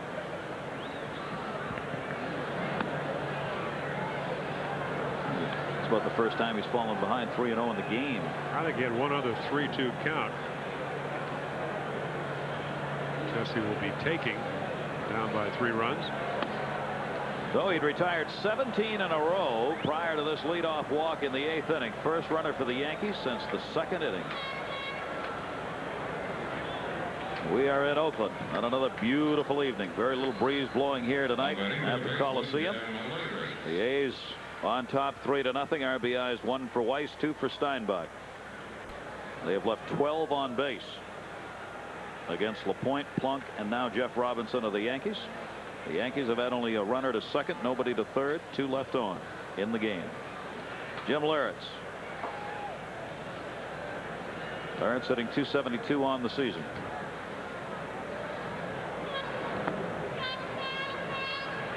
Five straight, and that was a breaking ball. He started off Barfield with a breaking ball, then got underneath. In other words, he dropped his elbow. Surprised nobody's up in the Oakland bullpen on 3 successive fastballs. That can mean that your rhythm's destroyed or you're a little bit tired.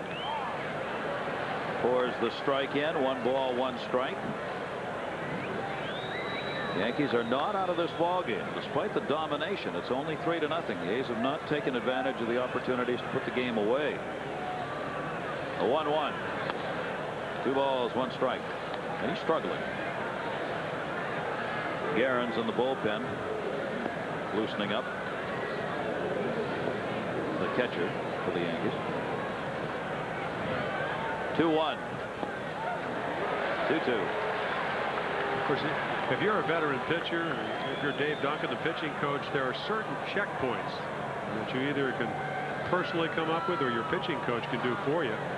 I've always felt the veteran pitchers are the ones, just like a good golf swing, they can go to those checkpoints and make an adjustment. He adjusts, and it's 2-2, and he's gone. That's his 7th strikeout of the game as he comes back on Larretts. And Stewart got him. Yep, another high fastball. This time with the count 2-2, he can get the hitter to swing at it. Saw Matt Noakes picking a bat up. He's going to pinch hit here for Dorsett, who had hit into a double play and struck out. I was wondering why Matt wasn't catching tonight. Then I looked down and saw that he's had some pretty good numbers coming off the bench. In his last 9 pinch hits, he's 5 for 9 with 2 home runs and 6 RBIs. So maybe more valuable. I don't know. I got to think he's a pretty good hitter in Yankee Stadium. Maybe more valuable on the road as a pinch hitter than as a starting catcher. Not known for his defensive abilities as much as his bat. Dave Duncan with a book. Taking a look at where Noakes lines up in it. Noakes has hit in 3 straight games, and in those pinch hit appearances, 5 for his last 9 as a pinch hitter with 2 home runs and 6 RBIs. And what they're looking at on that book is where they're going to play him. They go over the entire offensive lineup as a team. They do move around on him. Lansford plays off the grass at third. The shortstop Weiss is playing almost behind second base. You see Walt Weiss shifted way over towards second. Pull hitter. Of course, his first year when he hit 32 home runs, I mean, he was on such a hot streak. Even the balls that he didn't jerk and pull, he'd drive to left center field. And of course, they've made some adjustments, pitching him a little bit different. His home run numbers coming down drastically. McGuire won. They got to make the tag at second base. It hits the runner. Still got him. Well, they hit him and kept him from getting to the bag, and it makes the last out. Walt Weiss with a heads-up play. Had to put the tag on. It's a double play. 3-6. It bounces off his back. Well, toughest play. If you're left-handed, it's easy. Threw his hand up, but slides short of the bag, and Weiss stayed right with it for the final thing. What a lucky play as the luck continues for the Oakland Athletics.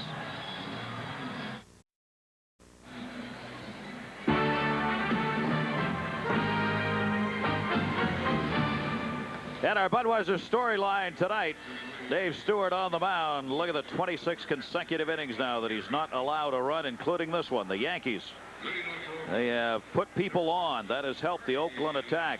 The 8 walks and 2 have been hit by a pitch. The RBIs have gone to Steinbach 2 and Weiss 1. You see the Yankees with just 2 hits in this game. That's our Budweiser storyline tonight. And when things are going right for you, you get the double play the way they did with the ball bouncing off the back with a base runner, and a nice play by Weiss to concentrate on getting the baseball.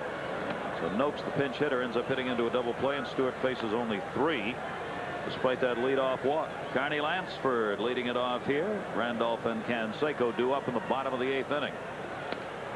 Takes the strike. 1-1.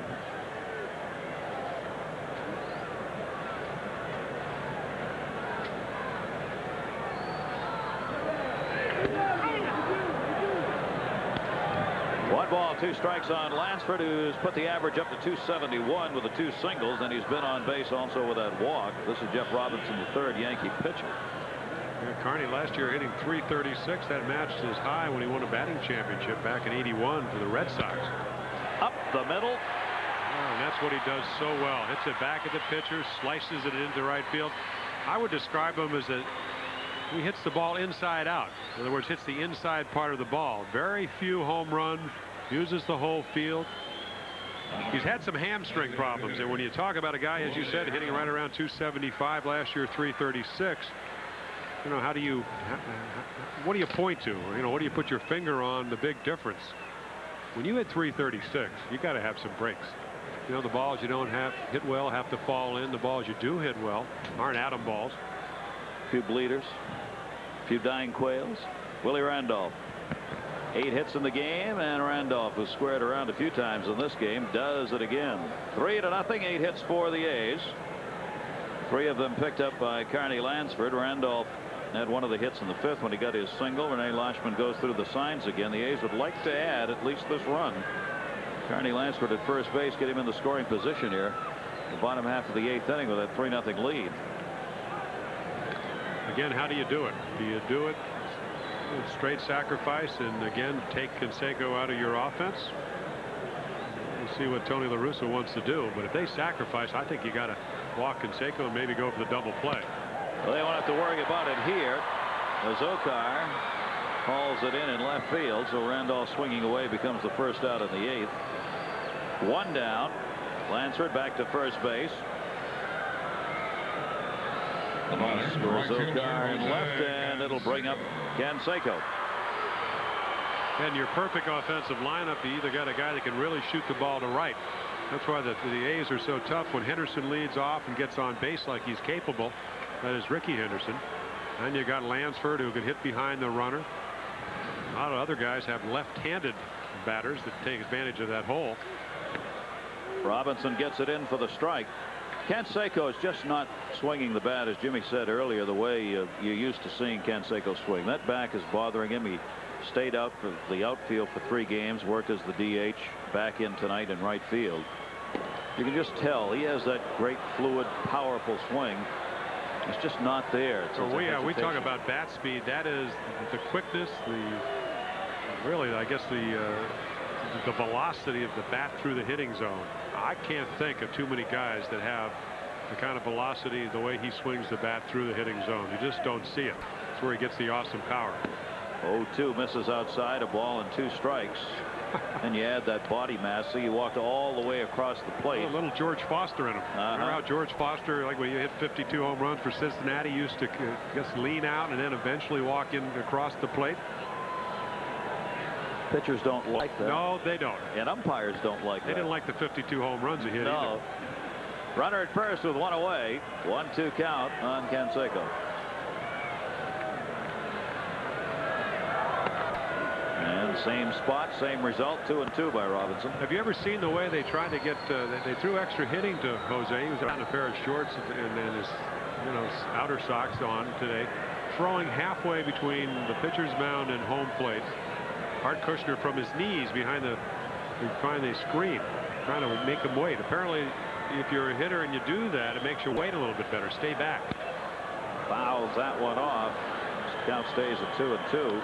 They also say that's supposed to improve your bat speed. You got the guy right on top of you who throws not hard, obviously, but fairly hard, because you're really close to the batter when you're throwing it that way from behind the screen. You really got to jerk that bat around through the strike zone. He's never had too much of a problem doing that. Maybe that's why. Maybe it works.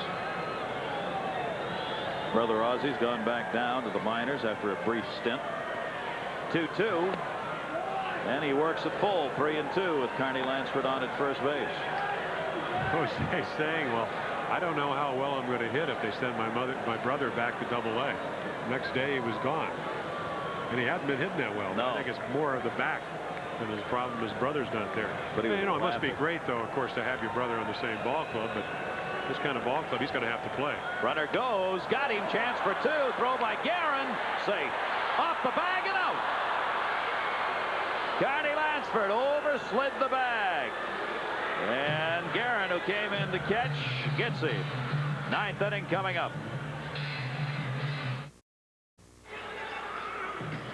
New York Yankees on the road trip they're on right now are hitting just 171, including just 2 hits that they picked up here tonight. Take a look at this last play. Guerin had just come on to catch. Canseco the strikeout, and then watch Lansford at second. That will go as a caught steaming. So the 44% success quotient for Bob Guerin goes up. A little help from Carney. Yeah. This is how he got. That's the 12th time he's been thrown out. So now we see why. That's an unusual slide. Yeah, normally you see guys overslide, but sometimes when they go head first and overslide the bag. There's Carney. So the Yankees' last chance. Stewart looking for his 8th complete game and his 4th shutout. Steve Belboni, the pinch hitter, against him. Alvaro Espinoza takes the strike. Belboni is batting just 199. Will be followed by Kellyan Sachs here in the 9th. Yankees have been shut out this season. Total of 9 times already. While the Oakland staff looking for their 13th shutout. John Shulock says no, he did not go around. 1 ball, 1 strike. Dave Stewart, his 8th complete game. Already 3 shutouts. That leads. Those 7 complete games leads the American League. Stewart outside. Stewart started the night with the 3rd best earned run average in the league at 258. Only Clemens and Finley ahead of him. Yeah, this is the best year he's had from an earned runs average. Usually about 3.2 to 3.3 runs a game. Took something off that one. 2-2. Well, Balboni, I mean, even at the end of my career, I could get him out inside because he's one of these guys that loves the ball away. His first move is in. Loves to get his arms extended. That's where the bye-bye comes from, and Stewart stays inside, 3-2. And the bat head can get out there very quickly. He's never been one of these guys, you can see the close stance, that has been able to hit the ball on the inside part of the plate. That'll be foul down the left field line into the seats. Coming up here on ESPN Sports Center with Bill Packard and Montgomery. 2nd round PGA Championship. They'll have an update on the numbers. We'll have our baseball wrap-up, including the start of that series of the Giants and the Reds. The National Football League preseason underway. You'll hear about it on Sports Center next. Balboni again. Fouls it off. Carney Lansford coming over. Not quite. Just into the dugout. Get an idea of how much foul. Yeah, he was thinking about it. Anyway, you get an idea of how much foul territory there is here at Oakland. That ball was almost playable. Whipped it back over his shoulder. Look how far he has to go. He looks about 4 times for it. At least that's the right dugout where you get a little help over there. I still remember Butch Hobson. He just dove down the runway in Boston. I thought about saving him until I realized I was going to do it with my right arm. 3-2. He's gone. Stewart gets the strikeout. He's still throwing at 88 miles an hour. 8 strikeouts in the game. 1 away in the Yankee half of the 9th inning. Bye-bye. Back to the bench. You know, that's Steve Balboni. Can hit him incredible distances, but also a free swinger. Like the Yankees. This Yankee team. Not many wait. Kelly, who's still in the 0 for 3 in this game. 0 for his last 14. And batting at .282. Breaking ball outside. 1 ball, 1 strike. If the A's win this ball game, it'll be 7 in a row against the Yankees this year. 7-0. And going back to last year, 9 in a row against New York that they've won.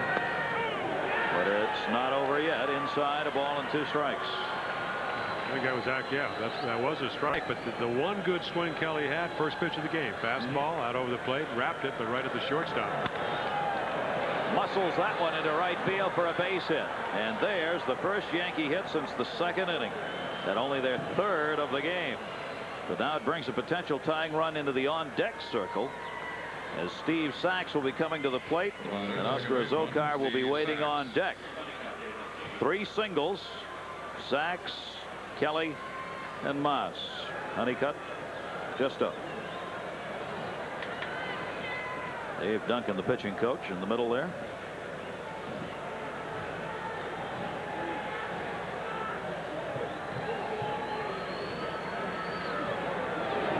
One down, and it's up high to Sachs. And Stewart, as we mentioned in the last inning, he's struggling a bit just to try and get a complete game here. He may be throwing hard with a fastball, but the location's not the same. 1-0. You see underneath it, drop the elbow. You can see him raise in his arm.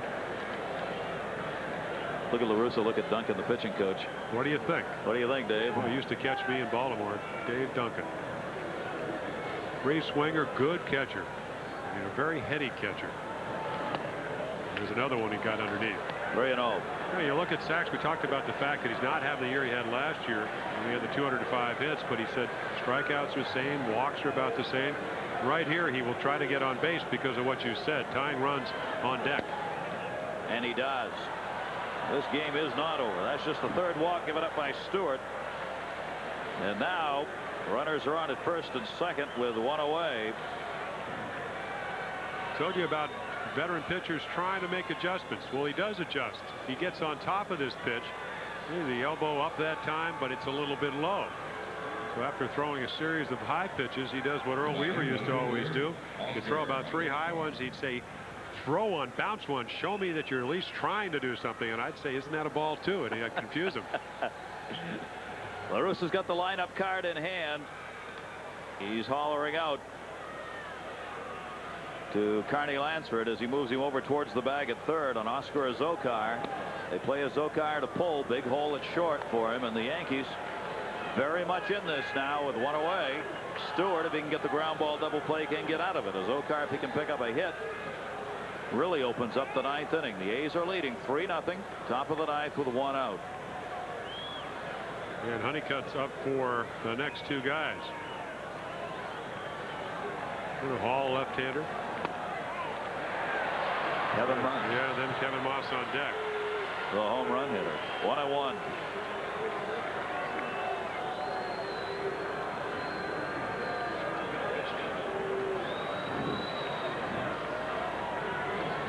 Here's the 1-1. Had him out in front of the off-speed pitch. 1 ball, 2 strikes.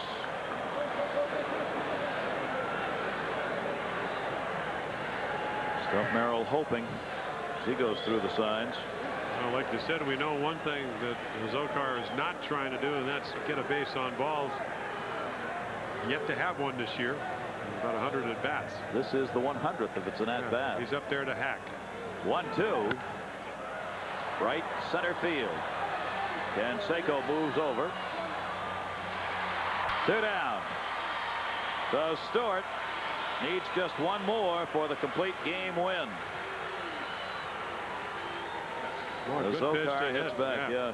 Oh, that split finger though. It's up in the strike zone, but see him out in front. See the body go forward. Just a little movement of the split finger fastball. You can see he's disappointed. Good pitch to hit. He gets under it. And when you do that, they normally catch it. 116 pitches have been thrown by Stewart in the game. And Tony La Russa is on his way out. And I think what he is judging by, you got a left-hander up, maybe you want to make stump Merrill, and I think he's going to go to the bullpen, is the previous at-bats. A long line drive the first time up, and then just last time a ball that just hooked foul. So 1 out away. Tony La Russa is going to do what he needs to do. Why let this guy lose the game or not get a decision? You got to bring in the guy you think is going to be better against the hitter that's coming to the plate. He gives the glove salute to the fans as he puts it up in the air. Stewart will go to the bench. One more out, and he'll have his 16th win of the season against 8 losses as he goes 8 2/3 innings in this ball game, giving up just 3 singles, 3 walks, and 8 strikeouts. Well, what Dave Stewart means to this community transcends what he does on the mound. An Oakland native during the earthquake last year, spending hours comforting people in the Oakland area that lost their loved ones and their homes and damaged and so forth. Won the Roberto Clemente Award in 1990 that best exemplifies a guy that for his conduct both on and off the field. So somebody that has really done a great job, and right here in his hometown. Another guy that's done a great job is Rick Honeycutt. And one of those guys that sets up Dennis Eckersley. Eckersley now getting up and throwing. I saw Honeycutt come in on Tuesday night. He pitched against the Orioles and got Kittle out, got out Sam Horn, and then they went to Eckersley. So sinker slider, nothing really tricky, a little bit of a changeup, and there's the closer. He may not have an opportunity as we have lefty versus lefty. Honeycutt versus Mel Hall.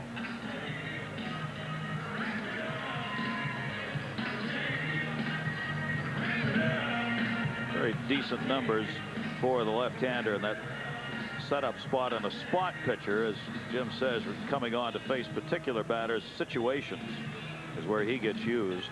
He fits right in with the Oakland scheme of having people who can do that both offensively and out of the before they bullpen. made the Ricky Henderson trade, they got right-handed you twice and then left-handed you a couple of times to get to the closer, and they could still do that. Cataray was out there and he went to the Yankees. Plunk, and then you had Nelson.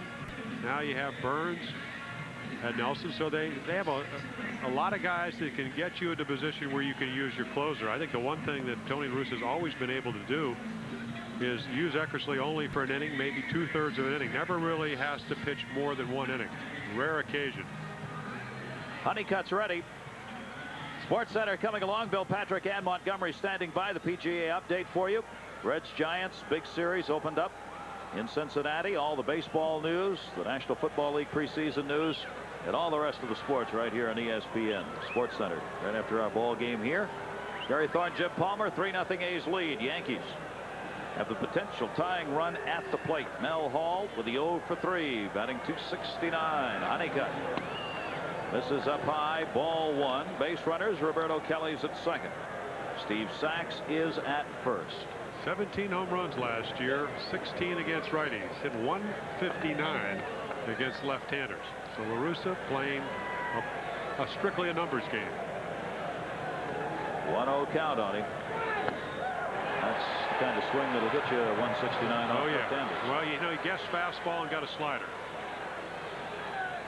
And if you're a veteran pitcher and you're a guy that's going to have to get lefties out, you're going to have to do that. Maybe miss with a breaking ball. Hitter just knows a fastball is coming, and then you cross him up with another breaking ball. That's how you get swings that look like that. Kevin Moss, the rookie home run hitter, waiting on deck. Kelly and Sachs on. Good speed on the base paths. 1-1, 2 down. Strike in the inside corner by Honeycutt. 1-2. Your Mel Hall, when's the last time you had to see a guy like Honeycutt? You know, lefties will tell you What makes it so hard to hit off left-handed pitchers? They just don't see enough of them. And he cut after his 5th save. Fans are up. 1-2 count, 2 down. 3-0 A's lead. Yankees down to their final out. And that's it. Play it by the book, and you get the result you want if you're Tony La Russa. A shutout as Oakland defeats New York by a score of 3-0. Stewart the win. 16-8. Losers Dave LaPointe 6-8. Again, looking definitely on track to win 20 games for the 4th time. Just haven't seen that in a while. As we said, Clemens, the only guy to do it in the 80s, back-to-back years. And he's on his way, too. But another win. Awfully good ball club. One of the best I've seen this year. They are in charge. Gary Thorne with Jim Palmer and all of our crew here in Oakland. Thank you for being with us. Second half of our doubleheader, won by the A's, who've now won 7 in a row over New York.